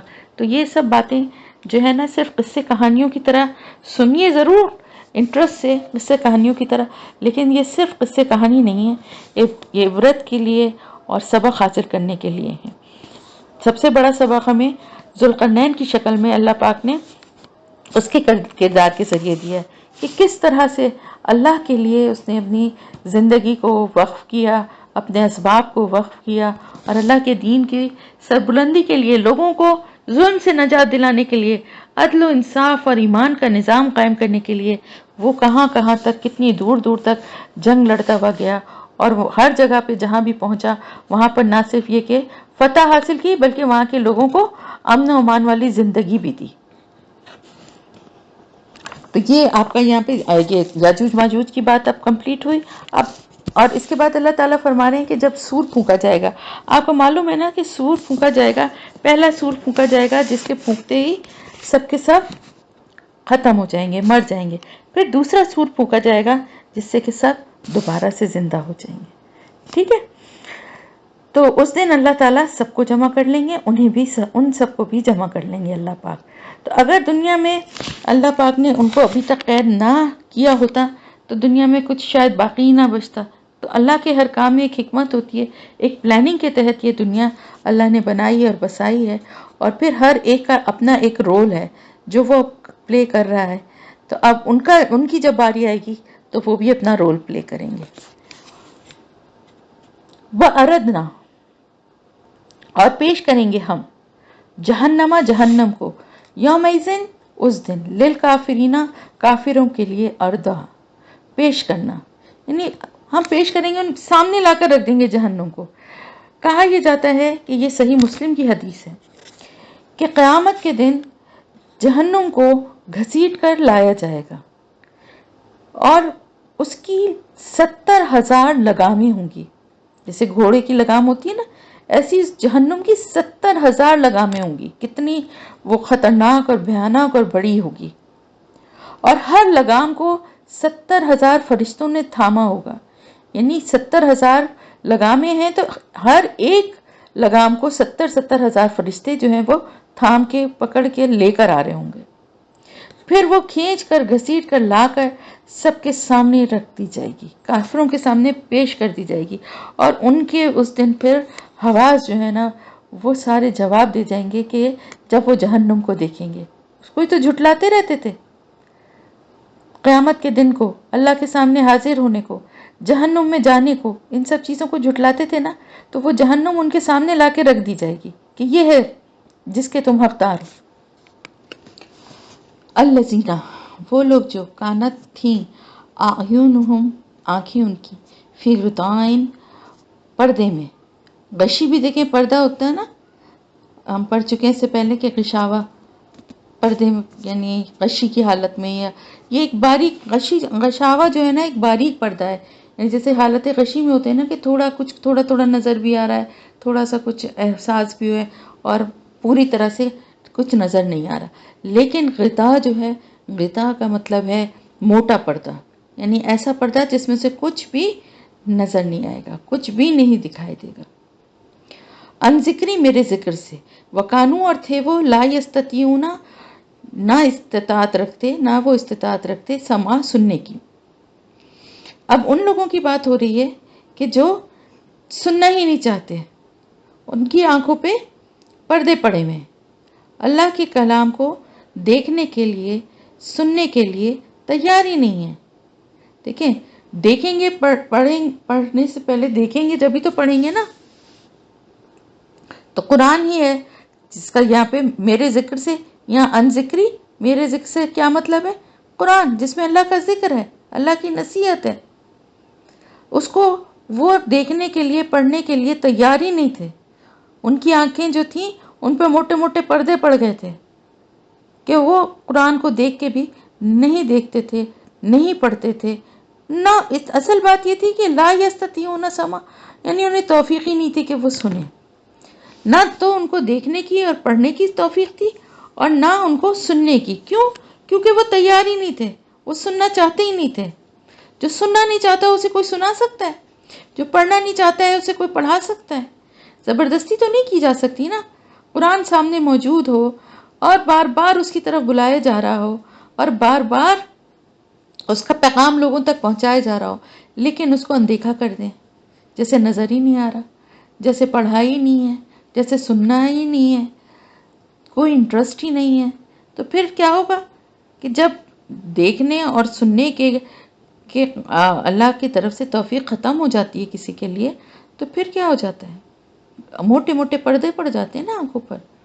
اب ان کے پاس وہ چاہیں بھی تو نہیں کر سکتے کیونکہ وہ چاہتے ہی نہیں ہیں. افحسب الذین، کیا پھر وہ سمجھتے ہیں، کیا وہ لوگ جنہوں نے کفر کیا، ان یتخذوا، کہ وہ بنا لیں گے، عبادی میرے بندوں کو، من دونی اولیاء، میرے سوا مددگار، ان نہ بے شک اعتدنا تیار کیا ہے ہم نے، جہنم جہنم کو، للکافرین نزلا، کافروں کے لیے بطور مہمان نوازی. یعنی اب اللہ تعالیٰ ان لوگوں کے بارے میں اللہ تعالیٰ فرما رہے ہیں، اللہ تعالیٰ کی ناراضگی ہے کہ یہ ان کو اللہ کے رسول آئے، اللہ کی کتابوں کو لے کر آئے اور اس کا پیغام ان کے لیے ان کو سنایا گیا، ان سے پڑھنے کے لیے ان کو اس کی طرف بلایا گیا، لیکن انہوں نے ایسے بن گئے جیسے اندھے ہوئے ہیں، آنکھوں پہ پردے پڑے ہوئے ہیں، کچھ نظر ہی نہیں آ رہا، کچھ سننا ہی نہیں چاہ رہے. تو کیا یہ سمجھتے تھے کہ وہ میرے بندوں کو میرے خلاف اپنا مددگار بنا لیں گے؟ یعنی میرے سوا کا مطلب یہ کہ میرے خلاف، یعنی اللہ کی طرف نہیں رجوع کریں گے، ہاں یہ ہمیں سب کچھ بچا لیں گے اور ہماری مدد کر دیں گے. یہی عقیدہ تھا نا. اب اس میں سب کچھ آ گیا، ملائکہ بھی آ گئے، پیغمبر بھی آ گئے، بزرگ بھی آ گئے، پیر آ گئے، فقیر آ گئے، درگاہ والے آ گئے، سب آ گئے. یہ سب کون ہیں؟ من دونی، میرے سوا. اللہ تعالیٰ فرما رہے میرے سوا، انہوں نے میرے بندوں کو، یہ اللہ کے بندے ہیں سب، ملائکہ بھی، پیغمبر بھی، بزرگ بھی، پیر فقیر، سب یہ کون ہیں؟ سب اللہ کے بندے ہیں. تو انہوں نے یہ گمان کر لیا تھا، یعنی جو کفر کرنے والے لوگ ہیں وہ یہ سمجھتے تھے کہ اللہ کے سوا ان کو اپنا مددگار بنا لیں تو یہ ان کو قیامت کے دن بچا لیں گے، یہ ان کو اللہ کے عذاب سے بچا لیں گے. ایسا عقیدہ بہت سارے مسلمانوں کا بھی ہے، صرف کافروں کی بات نہیں کر رہی. کسی پیر کی بیعت کر لیتے ہیں، اچھے اچھے پڑھے لکھے لوگوں کو میں جانتی ہوں کہ ہمارے پیر صاحب جو ہیں وہ کہتے ہیں کہ میں تو اپنے سارے مریدوں کو ساتھ لے کے جاؤں گا. اپنی تو کسی کو پاس گارنٹی ہے نہیں، مریدوں کی کہاں سے آ گئی. اسی طرح بہت سارے جھوٹی باتیں بزرگوں اور پیروں کے سے منسوب کی جاتی ہیں. اگر وہ سچے ہیں تو پھر جھوٹی ہیں، یہ باتیں جھوٹی ہیں، اور اگر یہ باتیں سچی ہیں تو پھر وہ بزرگ جھوٹے ہیں جو یہ دعویٰ کرتے ہیں. کیونکہ اپنے لیے بھی کوئی یہ دعویٰ نہیں کر سکتا. آپ کو پتہ ہے نا، بڑے بڑے بزرگوں نے، نیک لوگوں نے، انبیاء نے بھی کبھی اس بات پہ کبھی وہ لوگوں سے نہیں کہا تھا کہ ہمارا تو حساب ہی نہیں ہوگا، ہم تو ایسے ہی چلے جائیں گے. آپ صلی اللہ علیہ وسلم دن میں کتنی دفعہ کثرت سے استغفار کیا کرتے تھے، کتنی عبادت کرتے تھے، پوری رات آپ پڑھتے تھے جب نماز تو آپ کے پاؤں سوج جایا کرتے تھے، قیام اتنا طویل ہوتا تھا. اور جب آپ سے کہا جاتا تھا کہ آپ اتنی کیوں مشقت کر رہے ہیں، آپ کے تو یعنی آپ کے لیے تو جنت آپ کو تو بخشا ہوا ہے پہلے ہی، آپ کے لیے تو جنت ہے، تو کہتے تھے، آپ سے فرماتے تھے کہ میں اللہ کا شکر گزار بندہ نہ بنوں. یہ ہوتی ہے محبت، کہ صرف جنت کا حصول اور جہنم سے آزادی کے لیے نہیں، بلکہ اللہ کی محبت میں کر رہے ہیں. اللہ نے ہمارے لیے اتنا کچھ کیا، اللہ ہم سے اتنی محبت کرتا ہے، ہم تو کچھ بھی نہیں کر سکتے. کم از کم عبادت ہی صحیح طریقے سے کر لیں، کم از کم اس کے ساتھ کسی کو شریک نہ کریں، اتنا تو کر سکتے ہیں نا. تو وہ تمام لوگ، کفار کے لیے ایکچولی یہ بات ہے، لیکن مسلمانوں میں بھی اگر کسی نے یہ عقیدہ اپنا بنایا ہوا ہے یا کوئی یہ سوچ رکھتا ہے کہ کوئی پیر فقیر، کوئی بزرگ، کوئی فرشتہ، کوئی اس کی حفاظت کر دے گا، اس کو بچا لے گا اللہ کے عذاب سے، یا قیامت کے دن اس کے لیے مددگار بن سکتا ہے، تو یہ اس کی بھول ہے. آپ کو میں نے بتایا تھا نا ابھی پچھلی سورہ بنی اسرائیل کی جو شفاعت والی آیت میں، کہ کس طرح سے لوگ اپنے ایک ایک کر کے پیغمبروں کے پاس جائیں گے اور وہ بھی انکار کر دیں گے شفاعت کرنے سے، وہ بھی اللہ کے سامنے جانے سے اور لوگوں کی مدد کرنے سے وہ بھی اس دن خوف زدہ ہو جائیں گے کہ ہم کس طرح جائیں، کیا کہیں اللہ سے، جبکہ پیغمبر کتنے نیک اللہ کے بندے ہیں. اور آخر میں سب آپ صلی اللہ علیہ وسلم کے پاس آئیں گے، اور آپ بھی کتنی دیر تک سجدے میں پڑے رہیں گے، اور اللہ جو حمد و ثنا چاہے گا آپ کے دل پہ ڈالے گا، القا کرے گا، آپ ان الفاظ میں اللہ کی حمد و ثنا بیان کریں گے، تب اللہ کی طرف سے آپ کو اجازت ملے گی، تب آپ شفاعت کریں گے۔ یہ نہیں کہیں گے کہ وہاں قیامت کے دن چلو بھئی آ جاؤ میرے ساتھ، آ جاؤ میرے ساتھ، تو اللہ کا ایگریمنٹ ہے، اللہ نے مجھے کہا ہے شفاعت کرنی ہے، میں تم سب کی کرا دوں گا۔ ایسا نہیں ہے، ایسا دعویٰ آپ نے بھی نہیں کیا۔ آپ نے شاید حضرت انس رضی اللہ تعالیٰ عنہ تھے، میں نام شاید تھوڑا بھول گئی ہوں، مجھے جہاں تک یاد پڑتا ہے، تو آپ بہت محبت کرتے تھے ان سے، تو انہوں نے کہا کہ ان سے پوچھا کہ تم کیا چاہتے ہو، ان کو وضو کرا رہے تھے، ان کا میں چاہتا ہوں اسی طرح ہمیشہ جنت میں بھی میں اسی طرح آپ کے ساتھ رہوں۔ آپ صلی اللہ علیہ وسلم نے فرمایا تو نماز کی کثرت، دعاؤں سے، استغفار سے اور نماز کی کثرت سے میری مدد کرو، یعنی میں اس قابل خود کو بناؤ کہ میں تمہاری شفاعت کروں۔ ہم سمجھتے ہیں کہ ہمارے پاس تو کلمہ پڑھتے کے ساتھ ہی ہمیں تو بس ایک گارنٹی مل گئی ہے، ایک سرٹیفکیٹ مل گیا ہے کہ بھائی آپ کی شفاعت حضور صلی اللہ علیہ وسلم کروائیں گے، اب جو مرضی گناہ کرو، پڑھو نماز نہ پڑھو، قرآن پڑھو، سمجھو نہ سمجھو، اچھے کام کرو برے کام کرو، بس ہم تو مسلمان ہیں، ہماری شفاعت تو حضور صلی اللہ علیہ وسلم کروائیں گے، مسلمانوں کے لیے تو کوئی عذاب دنیا میں نہیں آئے گا، اللہ نے کہا تھا۔ تو بس ہم تو ان چیزوں پہ بڑے خوش ہیں، یہ نہیں سوچتے کہ اللہ پاک نے پھر حساب کتاب، جزا اور سزا کا یہ معاملہ کس لیے بنایا ہے۔ ٹھیک ہے آپ کی پوری کوششوں، کوئی بھی انسان، ہم سب پوری کوشش کریں نیک عمل کرنے کی، اللہ کے بتائے ہوئے راستے پہ چلنے کی، خشوع و خضوع سے عبادت کرنے کی، پھر بھی اس میں کمی رہ جاتی ہے، پھر بھی اس میں کوئی نہ کوئی ہماری طرف سے کوئی کھوٹ آ جاتا ہے، کوئی اخلاص کی کمی ہوتی ہے، کبھی توجہ کی کمی ہوتی ہے، بہت ساری باتیں ایسی ہوتی ہیں جو ہماری عبادتوں کو بھی کھوٹا کر دیتی ہیں، لیکن ہم کر رہے ہیں نا پوری کوشش، توبہ بھی کرتے ہیں، تو اللہ اپنی رحمت سے ان کھوٹوں کو کھرا کرے گا، ہماری نیتوں اور ہماری توبہ کو دیکھتے ہوئے۔ لیکن بے فکری سے سارے غلط کام کرتے رہیں اور پھر اس کے بعد کہہ دیں جی اللہ غفور الرحیم ہے معاف کر دے گا، ایسا کوئی حساب کتاب نہیں۔ تو وہ لوگ بھی جو یہ سمجھتے ہیں کہ اللہ کے سوا کوئی اور ان کا مددگار بن سکتا ہے قیامت کے دن، ان کو بچا سکتا ہے، تو وہ یاد رکھیں بے شک ہم نے تیار کر رکھی ہے، جہنم تیار کر کے رکھی ہے کافروں کے لیے، نزولا، مہمان نوازی ہے ان کی۔ مہمان نوازی کیا ہوتی ہے؟ مہمان کوئی آتا تو کیا کرتے ہیں؟ کھلاتے ہیں، پلاتے ہیں، آرام بھی کرواتے ہیں، زیادہ دن کے لیے ہو تو ٹھہراتے بھی ہیں، تو ان کے ٹھہرنے کی جگہ، ان کے کھانے پینے کا انتظام سب کچھ کہاں ہوگا؟ جہنم میں، ان کی اس بات کی وجہ سے کہ انہوں نے اللہ کے سوا کسی اور کو جو ہے اپنا دوست یا مددگار یا حمایتی سمجھا۔ قل کہہ دیجئے حل ننبئکم، کیا ہم بتائیں تمہیں بالاخسرین، سب سے زیادہ خسارے والے، اعمالا، اعمال میں۔ اب اللہ تعالیٰ فرما رہے ہیں آپ صلی اللہ علیہ وسلم سے کہ ان سے کہہ دیجئے کہ کیا ان لوگوں کے بارے میں بتائیں جو سب سے زیادہ خسارہ پانے والے ہیں اعمال کے حساب سے۔ اصل میں یہ دنیا کی زندگی جو ہے نا، یہ ایک کاروبار ہے جہاں انسانوں کو بھیجا گیا ہے، اور یہاں پہ کاروبار جو ہے نا وہ انسان کے اعمال سے ہو رہا ہے، اس کی محنت، مشقت، بھاگ دوڑ، اس کی جد و جہد، یہ سب جو ہے نا اس کا پھل دلانے والی ہے، اس کا نتیجہ اس کو ملنے والا ہے۔ دنیا کی رونق، دنیا کی خوبصورتی، یہ سب کچھ کس لیے؟ انسانوں کی آزمائش کے لیے۔ ہر انسان جب صبح کرتا ہے، آپ صلی اللہ علیہ وسلم نے فرمایا کہ ہر انسان جب صبح کرتا ہے تو خود کو بیچنا شروع کر دیتا ہے، پھر یا تو وہ اسے آزاد کرا لیتا ہے، یعنی اپنے آپ کو گناہوں سے، یا پھر گناہوں کی وجہ سے ہلاک کر دیا جاتا ہے۔ تو اب آپ یہ دیکھیں کہ روزانہ ہم سب کیا کرتے ہیں؟ اپنے آپ کو بیچتے ہیں، اپنی قوت، اپنی طاقت، اپنی ذہانت، اپنی صلاحیت، اپنی محنت، اپنا وقت، اپنا ہنر، یہ سب چیزیں استعمال میں لانے کا مطلب کیا ہے؟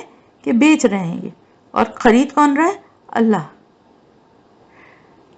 لیکن ہوتا کیا ہے کہ اس کے پیچھے انسان کی نیت جو ہے نا وہ کار فرما ہوتی ہے۔ اگر نیت میں اخلاص ہے، ایمان ہے، اور اللہ کے لیے یہ ساری کوششیں ہو رہی ہیں، تو گھر میں کھانا پکانے والی عورت بھی جو کھانا پکا کے اپنے بچوں کو اور اپنے شوہر کو کھلاتی ہے اور مومنہ ہے، نماز کی پابندی کرتی ہے اور اللہ سے استغفار کرتی رہتی ہے، اس کا وہ عمل بھی، یعنی اس کا کھانا پکانا، اپنے بچوں کو سنبھالنا، اپنے شوہر کو خوش کرنا، یہ بھی اس کے لیے فائدے کا سبب بن جائے گا۔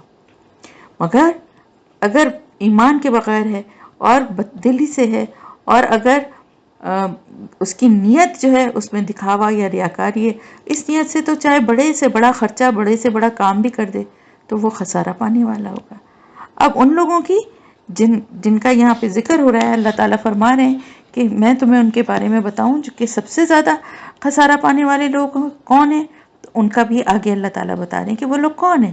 الذین، وہ لوگ جو دلہ، گم ہو گئی، سعیہم، کوشش ان کی، فی الحیات دنیا، دنیا کی زندگی میں، وہم یحسبون، اور وہ سمجھتے ہیں، انہم، کہ بے شک وہ، یحسنون، وہ اچھے کر رہے ہیں، سنا کام۔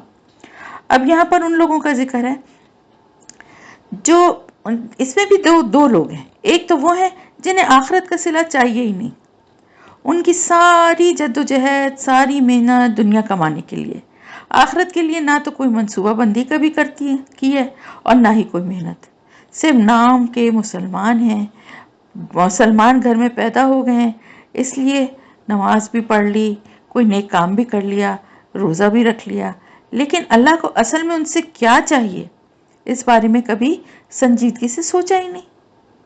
اب اپنا جائزہ ہم سب کو لینا چاہیے کہ ایسی ہی زندگی ہم تو نہیں گزار رہے، خدا نخواستہ۔ ایسے لوگوں کو ان کی محنت کا صلہ ملتا ہے؟ ایسا نہیں ہے۔ اللہ پاک کے پاس بڑا انصاف بھی ہے اور اللہ کی پاس سے بڑا رحم و کرم بھی ہے، ان کو بھی ملتا ہے۔ ان کو دنیا کی زندگی میں ہی، دنیا کے لیے جو کوششیں ہیں ان کا بدلہ دنیا میں ہی مل جاتا ہے، آخرت میں ان کے لیے جہنم کے سوا کچھ بھی نہیں ہے۔ تو آپ نے پڑھا تھا نا سورہ بنی اسرائیل میں بھی کہ جو کوئی چاہتا ہے جلدی والی یعنی دنیا، تو ہم اس کو جلدی دے دیتے ہیں، اس میں سے جو کچھ ہم چاہتے ہیں، جس کے لیے چاہتے تھے، پھر ہم مقرر کر دیتے ہیں اس کے لیے جہنم، وہ داخل ہوگا اس میں ملامت زدہ، دھتکارا ہوا۔ اور جو کوئی آخرت کا طلبگار اور کوشش کرے، اس کے لیے اس کی سی کوشش، اور وہ مومن بھی ہو، شرط یہی ہے، تو وہی لوگ ہوں گے جن کی کوششوں کی قدر کی جائے گی۔ تو ہم مومن تو ہیں الحمدللہ، لیکن ہماری کوششوں میں اگر کمی بیشی ہے تو ان کو پورا کرنا چاہیے۔ بات یہ ہوتی ہے کہ دنیا میں رہتے ہوئے انسان اچھے کام تو کرتا ہے، لیکن ہوتا یہ ہے کہ بعض دفعہ ان اچھے کاموں کے پیچھے نیت صحیح نہیں ہوتی، کبھی دانستہ اور کبھی نادانستہ۔ تو یہاں پر اصل میں بات ان لوگوں کی جا رہی ہے کہ جن کی ساری کوششیں دنیا میں ہی گم ہو جاتی ہیں، دنیا کے لیے ہی ساری ان کی محنتیں اور کوششیں لگ جاتی ہیں، وہ آخرت کے لیے بھی سوچیں، اگر وہ مسلمان ہیں تو۔ جو مومن نہیں ہے وہ تو آخرت کے لیے سوچے گا یا نہ سوچے، کوئی فرق نہیں پڑتا، کیونکہ پہلی بنیادی شرط تو ایمان ہے۔ تو ایمان والوں کے لیے کیا کہا ہے کہ ایمان والوں کے کیا کرنا چاہیے؟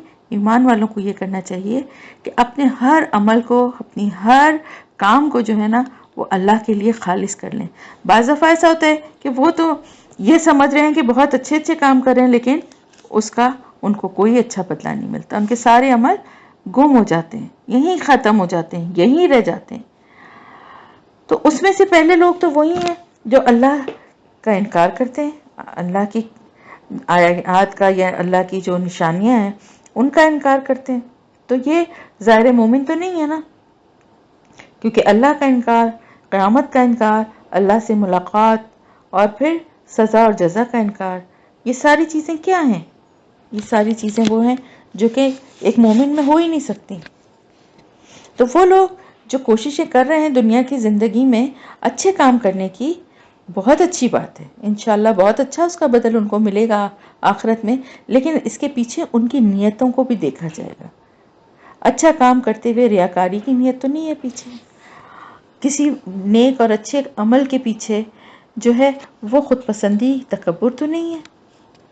قیامت کے دن ایسے شہید بھی آئیں گے، ایسے عالم بھی آئیں گے جو کہ آ کے کہیں گے کہ اللہ، شہید کہے گا میں نے اپنی جان اللہ میں نے تیرے لیے دی تھی۔ اللہ تعالیٰ فرمائیں گے تم نے تو اس لیے دی تھی کہ دنیا میں بہادر کہلاؤ اور تمہیں لوگ بڑی تمہاری شجاعت کو یاد رکھیں، تو وہ تو تمہیں بدلہ دنیا میں مل گیا، اب یہاں تمہارے لیے کچھ بھی نہیں ہے۔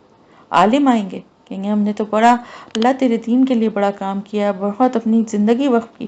کہا تم تو چاہتے تھے تمہاری واہ واہ ہو، لوگ تمہیں بہت بڑا عالم کہیں، تمہاری بڑی تعریفیں کریں، تو وہ تو تمہیں سب دنیا میں مل گیا، اب یہاں تمہارے لیے کوئی حصہ نہیں. اسی طرح بہت سارے نیک عمل جو ہیں وہ لوگوں کے بظاہر بہت اچھے اچھے عمل ہوں گے، لیکن ان کی اس کے پیچھے جو نیت اور اخلاص ہے اس کی وجہ سے وہ سب ضائع ہو جائیں گے. اللہ ہمیں اپنی پناہ میں رکھے ایسے خسارے سے. بہت بڑا خسارہ ہے قیامت کا خسارہ، یاد رکھیں سب سے بڑا خسارہ ہے، کیونکہ وہ ہمیشہ کا خسارہ ہے.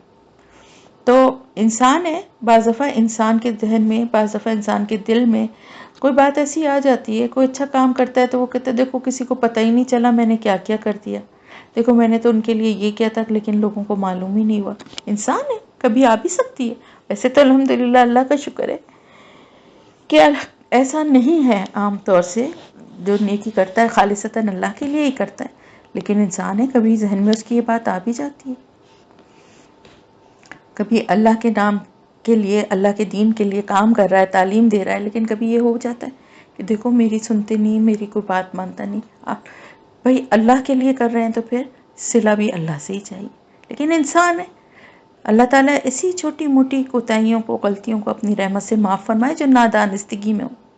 اور دانستہ طور پہ اللہ پاک کوئی بھی ایسی ریاکاری اور ایسی بات کہ جو اللہ کو ناپسند ہے ہمارے کسی عمل کے پیچھے نہ ہو، کیونکہ وہ کتنا بڑا خسارہ ہوگا کہ لوگ ڈھیروں ڈھیر نیکیاں لے کے پہنچیں اپنے حساب سے. اللہ تعالیٰ فرما رہے ہیں کہ وہ سمجھیں گے کہ ہم تو بہت اچھے اچھے کام کر رہے ہیں، اور لے کے جب وہاں پہنچیں تو سب کے سب بیکار ہو گئے.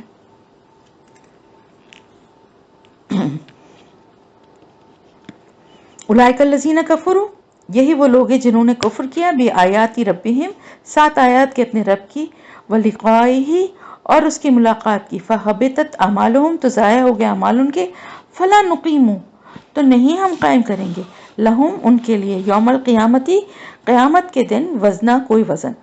اب دوسری قسم جو ہے وہ کون ہے؟ وہ تو ہیں ہی کافر، وہ لوگ جنہوں نے کفر کیا. جو ایمان والے ہیں اگر انہوں نے دنیا میں کوششیں کی ہیں اچھے کام کرنے کی تو وہ اس کے پیچھے اپنی نیتوں کو بھی اچھا رکھیں اور اپنے گمان کو بھی اچھا رکھیں، تو انشاءاللہ ان کے پھر سارے اللہ پاک ان کے عمل مقبول ہوں گے اور اس کا بہترین اجر ملے گا. اپنے نیکیوں کو ضائع نہ کریں. من و اذا سے، ہم جیسے ہم نے پڑھا تھا نا کہ کسی کی مدد کر رہے ہیں، کسی پہ احسان کر رہے ہیں تو اس کو من و اذا سے یعنی احسان جتا کے یا اذیت پہنچا کے ضائع نہ کریں. اسی طرح دکھاوا ریاکاری کر کے بھی اپنے اعمال کو ضائع نہ کریں. لیکن اب بات ہو رہی ہے ان کی جنہوں نے کفر کیا، ان کے پاس تو پھر ایمان والی چیز ہے ہی نہیں نا. یہ سب باتیں اصلاح کی اور توبہ کی، یہ سب کس چیز سے ساتھ جڑی ہوئی ہیں؟ ایمان کے ساتھ. مومن ہیں تو ان کے پاس تو ایمان ہی نہیں ہے. اور انہوں نے کیا انکار کیا؟ اللہ سے کا بھی انکار کیا، قیامت کے دن کا بھی انکار کیا، اللہ سے ملاقات کا انکار کیا. یعنی آخرت میں، قیامت میں ایک والدین اللہ کے سامنے حاضر ہونا ہے، اللہ سے ملاقات ہونی ہے اور وہاں پر جو ہے سزا اور جزا کا فیصلہ ہونا ہے. ان سب باتوں کا انکار کیا. تو ایسے لوگ دنیا میں چاہے جتنے بھی اچھے کام کریں سب کے سب دنیا کے ختم ہونے کے ساتھ ساتھ ختم ہو جائیں گے. کبھی یہ بات آتی ہے نا، اکثر لوگ یہ سوال کرتے ہیں نا کہ کافر بھی تو اتنے نیک کام کرتے ہیں، اتنے اچھے اچھے ہاسپٹلز بنا رہے ہیں، یونیورسٹیز بنا رہے ہیں، علم کے لیے کام کر رہے ہیں، لوگوں کی بھلائی کے لیے کام کر رہے ہیں، چیریٹی کر رہے ہیں، اتنے سب کچھ کرتے ہیں. یتیم بچوں کے لیے بہت سارے آرفنیج بناتے ہیں، ان کو اچھا ماحول، اچھا گھر بار دیتے ہیں، کتنی نیکیاں ہیں. تو یہ تو بڑی، نعوذ باللہ، میں نہیں کہہ رہی، یہ سوچ بتا رہی ہوں کہ لوگ کہتے ہیں بڑی ناانصافی ہے ان کے کسی اچھے کام کا ان کو کوئی بدلہ ہی نہیں ملے گا. ٹھیک ہے ایمان نہیں ہے لیکن نیک کام تو کیے نا. تو میں آپ کو بہت دفعہ یہ بات بتا چکی ہوں کہ جب تک آپ رجسٹرڈ نہیں ہوں گے، آپ کلمہ نہیں پڑھتے، آپ کی جتنی بھی تیاری ہے، جتنی بھی پڑھائی ہے، جتنا بھی آپ نے محنت کی ہے، اس کا کوئی آپ کو صلہ ملنے والا نہیں ہے. آپ پیپرز میں اپیئر نہیں ہو سکتے، آپ کا رزلٹ نہیں آئے گا کیونکہ آپ رجسٹرڈ نہیں ہیں. تو یہ بات سمجھ لینی چاہیے کہ ایک انسان کے اچھے عمل کی قبولیت کے لیے ایمان بنیادی شرط ہے. اسی طرح ایمان جو ہے وہ اچھے عمل کے بغیر کام نہیں آئے گا. تو یہ دونوں چیزیں ایک دوسرے کے لیے لازم و ملزوم ہیں. تو وہ لوگ جو انکار کرتے ہیں اور کسی طرح سے بھی اللہ کی ملاقات کا ان کو یقین نہیں ہے، اس کا بھی انکار کرتے ہیں، قیامت کے دن کا بھی انکار کرتے ہیں، تو وہ چاہے جتنے بھی اچھے کام کریں، کنویں کھدوائیں، ہاسپٹل بنوائیں، یونیورسٹیز بنوائیں، چیریٹی کے کام کریں، سب کچھ ضائع ہو جائے گا۔ کفر کی وجہ سے ان کے اچھے عمل بھی برباد ہو جائیں گے۔ اب دیکھیں ذوالقرنین نے جو دیوار بنائی، اس کا یہ عمل کیوں اللہ کے پاس مقبول ہوا؟ اس کے ایمان اور اس کی نیت کے اخلاص کی وجہ سے، کہ اس نے ایک لوگوں کو ان ظالموں کے بار بار کے حملوں سے اور ان کی جو جانی اور مالی نقصان سے محفوظ رکھنے کے لیے اس نے اللہ کے بندوں کا خیال کرتے ہوئے وہ دیوار بنائی، اور پھر اس کے لیے اس نے ان سے کوئی معاوضہ نہیں لیا۔ اس نے کہا بھائی جو کچھ مجھے پتہ کرتا ہوا آیا ہو، میرے پاس مال و اسباب ہے، مجھے نہیں ضرورت ہے، صرف لوگوں کے ذریعے، افرادی قوت کے ذریعے میری مدد کرو۔ اور جب وہ دیوار کمپلیٹ ہو گئی تو کیا کہا؟ یہ نہیں کہا کہ واہ واہ زبردست، میں نے کتنی اچھی دیوار بنائی، کہا یہ میرے رب کی رحمت ہے جس سے یہ کام مکمل ہو۔ تو یہ دیکھیں اس کی اس بات کی وجہ سے اس کا عمل کتنا مقبول ہوا کہ اللہ نے قرآن میں اس کا ذکر کیا۔ کوئی تکبر نہیں تھا، کوئی خود پسندی نہیں تھی، بلکہ اللہ کو ہی برتر، اللہ کا ہی ذکر کیا۔ تو اسی طرح سے آپ ہر ایک کا عمل جو ہے نا وہ اس کے ایمان کی وجہ سے مقبول ہوگا، اس کی نیت کے اخلاص کی وجہ سے مقبول ہوگا، اللہ کے لیے خالص کیا گیا۔ اور وہ لوگ جو کہ اللہ کی نہ آیات کا، نہ اللہ کا، نہ اس سے ملاقات کا، کسی چیز کا وہ یقینی نہیں رکھتے اور انکار کرتے ہیں، تو قیامت کے دن اللہ تعالیٰ فرما رہے ہیں ہم ان کے لیے قیامت کے دن ایسا ان کے لیے ہوگا کہ ان کے اعمال کا کوئی وزن ہی نہیں ہوگا۔ پڑھ چکے نا کہ ہوا میں راکھ کی طرح بکھر جائیں، جیسے اعمال کی یہ حالت ہوگی۔ کرماد اشتدت ہم نے پڑھا تھا نا، جیسے کہ راکھ ہوتی ہے۔ راکھ کا کیا وزن ہوتا ہے؟ کبھی وزن کر سکتے ہیں راکھ کا؟ اس کو کسی چیز پہ اٹھا ہی نہیں سکتے، ہاتھ لگائیں گے تو وہ بکھر کے ہوا سے اڑ جاتی ہے۔ تو اسی طرح ان کے اعمال کا بھی کوئی وزن نہیں ہوگا، کیونکہ وزن کا جو اعمال کا جو وزن ہوتا ہے نا وہ ایمان کی وجہ سے ہوتا ہے۔ دنیا میں جس نے اللہ کی بات کو کوئی وزن نہ دیا، کوئی اہمیت نہ دی، اللہ کے کلام کو، اللہ کی نشانیوں کو کوئی اہمیت نہیں دی، ان پہ غور و فکر کرنے کی ضرورت ہی نہیں سمجھی، آخرت میں ان کے اعمال کا، وہاں پہ ان کے اعمال کا کوئی وزن نہیں ہوگا۔ یہ بدلہ ہوگا ان کی دنیا کی، ان کی جو نافرمانیاں ہیں ان کا۔ ذالکہ یہ جزاؤہم بدلہ ہے ان کا، جہنم و جہنم ہے، بما کفروا بوجہ اس کے جو انہوں نے کفر کیا، واتخذوا اور انہوں نے بنا لیا، آیاتی میری آیات کو، ورسولی اور میرے رسولوں کو، ہزوا مذاق۔ یہ بدلہ ہے ان کا۔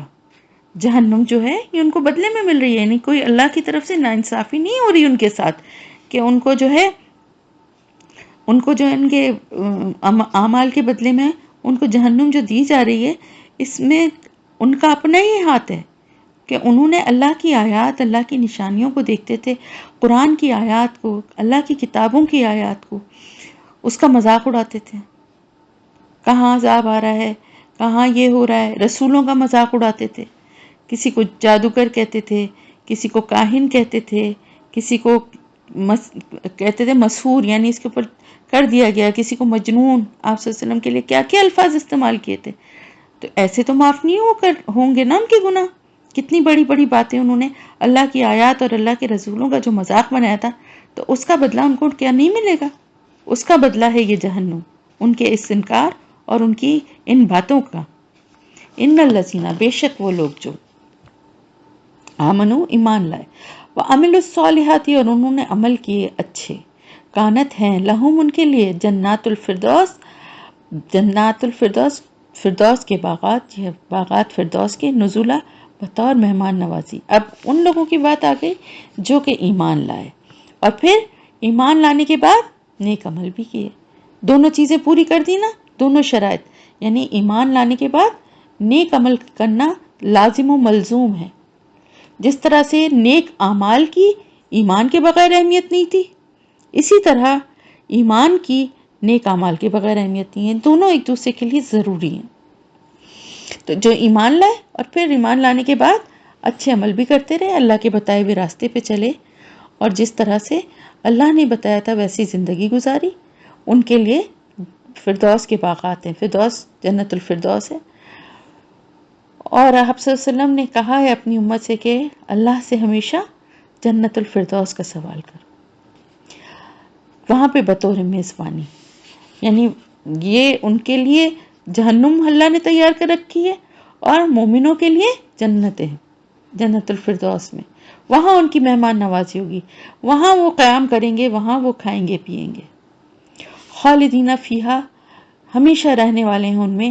لا یبغونا، نہ وہ چاہیں گے، انہا ان سے، ہی والا جگہ بدلنا، یعنی اس جگہ سے کبھی وہ جانا نہیں چاہیں گے. ان کا ہوتا ہے نا، کتنی بھی اچھی جگہ ہو، کچھ عرصے رہنے کے بعد انسان کہتا ہے بھئی کہیں اور جانے کا دل چاہ رہا ہے، تھوڑا سا چینج ہو جائے. اس طرح کی باتیں ہوتی ہیں نا کہ بوریت ہو گئی لائف میں، کوئی پروگرام بناتے ہیں، کہیں چلتے ہیں، کہیں جانے کا دل چاہ رہا ہے، گھر چینج کرنے کا دل چاہ رہا ہے، فرنیچر چینج کرنے کا دل چاہ رہا ہے. بہت ایک ہی جیسے اس سے بوریت ہونے لگی ہے. ایسی کوئی چیز جنت میں نہیں ہوگی. نہ کسی کو بوریت ہوگی، نہ اکتاہٹ ہوگی، نہ کسی چیز سے دل بھرے گا. جنت کا کوئی تصور کر ہی نہیں سکتا کہ وہ کیا ہوگی، کیونکہ آنکھ سے جس چیز کو دیکھا ہی نہیں ہے، تصور وہاں تک پہنچ ہی نہیں سکتا. کیونکہ اس جیسی بھی کوئی چیز، ہمارے تصور تو اس کا کرے نا کہ جس سے ملتی جلتی کوئی چیز ہو.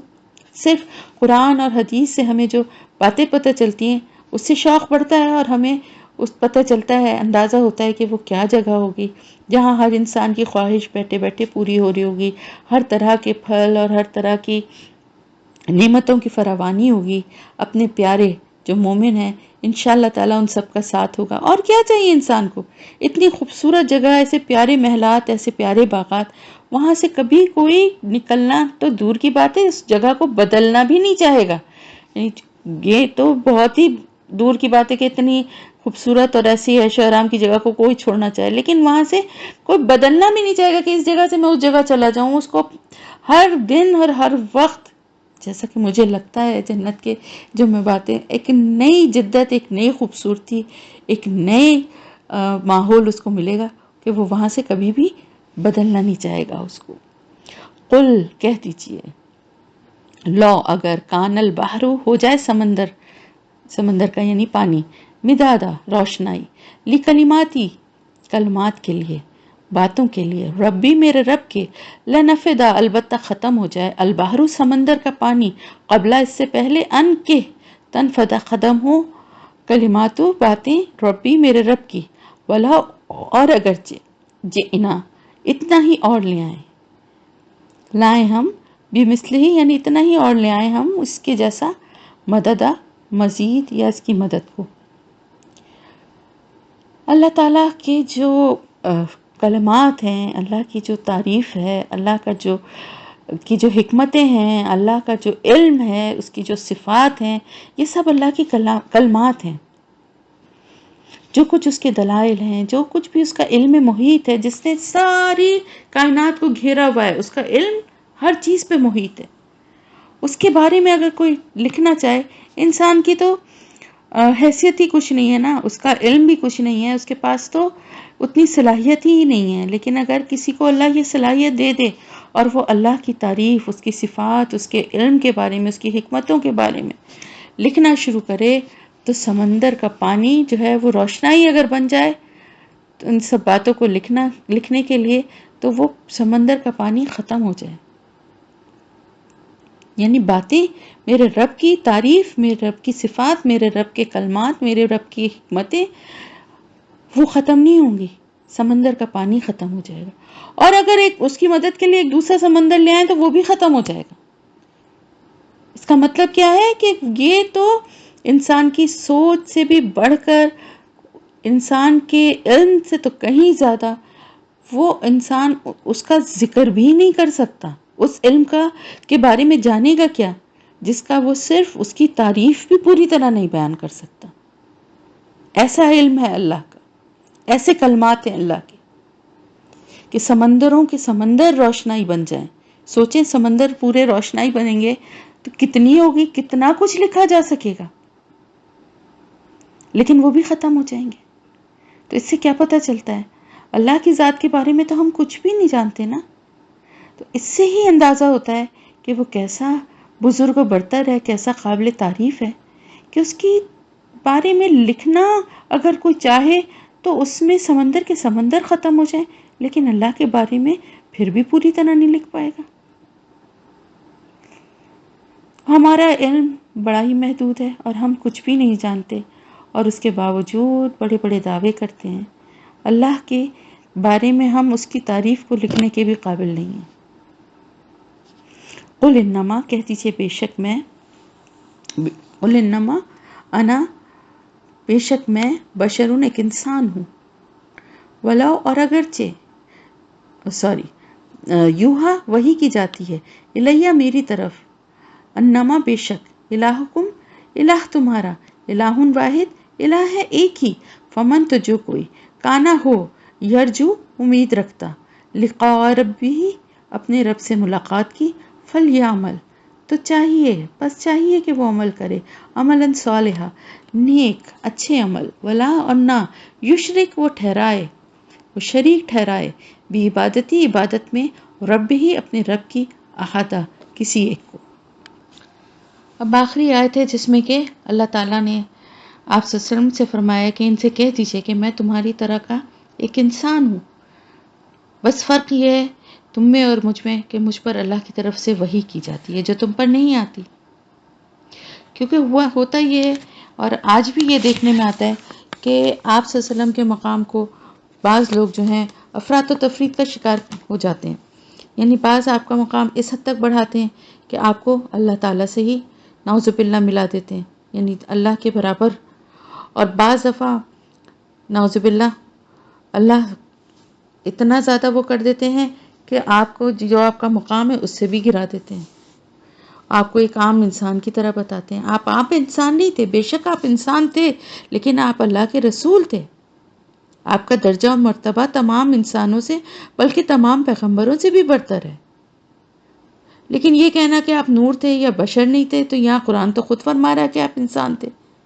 آپ کہہ دیجئے کہ میں ایک انسان ہوں، میں ایک انسان ہوں تمہارے جیسا، یعنی انسان، اللہ نے مجھے تمہارے جیسا ہی انسان بنا کے پیدا کیا، لیکن مجھ میں اور تم میں کچھ فرق بھی ہے، اور وہ فرق کیا ہے کہ آپ پہ وحی نازل ہوتی تھی، آپ اللہ کے رسول تھے، آپ کا درجہ عام انسانوں اور تمام پیغمبروں سے بھی برتر ہے، یہ بات تو ضرور ماننی ہے ہمیں، لیکن نعوذ باللہ اللہ کے برابر آپ کو ٹھہرانا کہ بھر دے جھولی میری یا محمد، یا اس طرح کے اور جو کلمات بعض دفعہ نعتوں اور اس میں بھی سننے میں آتے ہیں، اور لوگوں کی بعض دفعہ تقریر یا بات چیت میں بھی اس طرح کی بات ہوتی ہے جس میں آپ کا درجہ جو ہے وہ اس حد تک بڑھا دیا جاتا ہے کہ آپ کو نعوذ باللہ اللہ کے برابر اختیارات کا مالک اور اللہ کی جیسی ایک ہستی بنا دیا جاتا ہے، اللہ کا ہی ایک حصہ بنا دیا جاتا ہے۔ تو پھر ہم میں اور عیسائیوں میں کیا فرق رہ گیا جو انہوں نے حضرت عیسیٰ علیہ السلام کے لیے کہا تھا؟ ہم اپنے نبی کے لیے بھی اگر اس طرح کی بات کریں تو بات یہ ہے کہ آپ صلی اللہ علیہ وسلم کو افضل ترین انسان سمجھنا، اللہ کے بندوں میں سے، اللہ کی تمام انسانوں میں سے جو اللہ نے بنائے ان میں سب سے افضل سمجھنا بالکل ٹھیک ہے، برحق، لیکن یہ کہ وہ انسان ہی نہیں تھے اور وہ ان کو موت ہی نہیں آئی ہے اور وہ قبر میں زندہ ہیں، اور یہ سارے معاملات، اس طرح کی باتیں کرنا، ان کا اول تو ان سے کوئی فرق نہیں پڑتا، کوئی تعلق نہیں ہے۔ آپ صلی اللہ علیہ وسلم نے تو کبھی یہ کہا ہی نہیں کہ میری قبر پہ آؤ یا مجھ سے مانگو یا میری قبر پہ آ کے دعائیں کرو۔ جب آپ صلی اللہ علیہ وسلم خود اللہ تعالیٰ سے دعا کرتے تھے اور کوئی بھی مشکل یا کوئی بھی ایسی بات ہوتی تھی تو صحابہ کرام کو بھی اس کی تلقین کرتے تھے، تو اللہ تعالیٰ کی ذات تو سب سے برتر اور افضل ہے، اور اس کا انسانوں سے کوئی کمپیریزن ہے ہی نہیں۔ آپ صلی اللہ علیہ وسلم انسان ہوتے ہوئے انسانوں میں افضل ہے، لیکن اللہ تعالیٰ کی ذات تو انسانوں کے ساتھ ہے ہی نہیں کوئی میچ۔ تو ان لوگوں کو جو غلط فہمیاں ہیں اور جو یہ سمجھتے ہیں کہ آپ صلی اللہ علیہ وسلم کوئی مافوق الفطرت تھے، دیکھیں آپ صلی اللہ علیہ وسلم کو زہر کھانے میں ملا کے دیا گیا، اللہ کی طرف سے آپ کو کے پر وحی آئی اور آپ کو پتہ چل گیا کہ یہ اس میں زہر ہے، لیکن آپ نے ایک نوالا کھا لیا تھا۔ اسی طرح اور کئی موقعوں پر ایسی بات ہوئی، واقعہ افک ہے جس میں حضرت عائشہ رضی اللہ تعالیٰ عنہ پہ مومنین پر بہتان لگا۔ اگر آپ صلی اللہ علیہ وسلم غیب کا علم جانتے، سب کچھ آپ کو پتا ہوتا، آپ کیوں پریشان ہوتے؟ اسی طرح اور بہت سارے ایسے واقعات ہیں، بہت ساری ایسی باتیں ہیں کہ جن سے ہمیں یہ پتہ چلتا ہے کہ آپ صلی اللہ علیہ وسلم اللہ کے افضل ترین بندے تو ضرور تھے لیکن بشر تھے. تو اور ساتھ ہی یہ بات بھی کہ الہ جو ہے ہمارا وہ ایک ہی ہے، مانگنا ہمیں صرف اللہ سے ہے. وہی ہے ہمارا مالک، وہی ہے ہمارا آقا، وہی ہے ہمارا خالق، قادر مطلق، سب کچھ وہی ہے، ایک ہی ہے، وہ ایک ہی ہے، اس کے ساتھ کسی کو شریک نہیں کرو.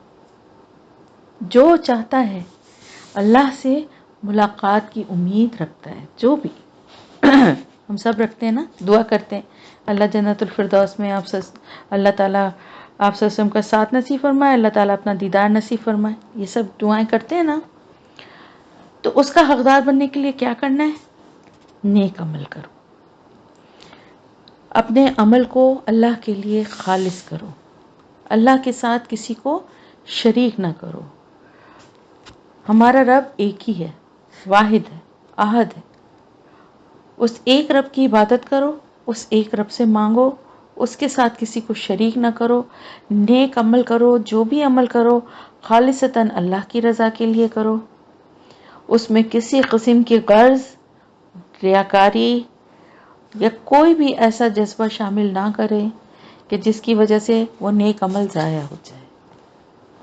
کیونکہ یہ نیک عمل ہی ہیں جو اس قابل بنائیں گے کہ جنت الفردوس میں پہنچیں، اور پھر جنت الفردوس میں ہی اللہ کا دیدار نصیب ہوگا. تو اللہ سے ملاقات اگر چاہیے محبت والی، اللہ کی رحمت والی، وہ جنت میں ہی ملے گی نا.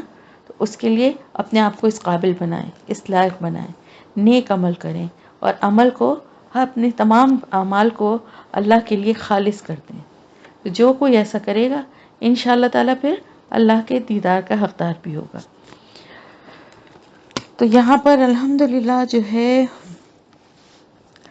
آپ کی تفسیر کمپلیٹ ہو گئی سورہ کہف کی.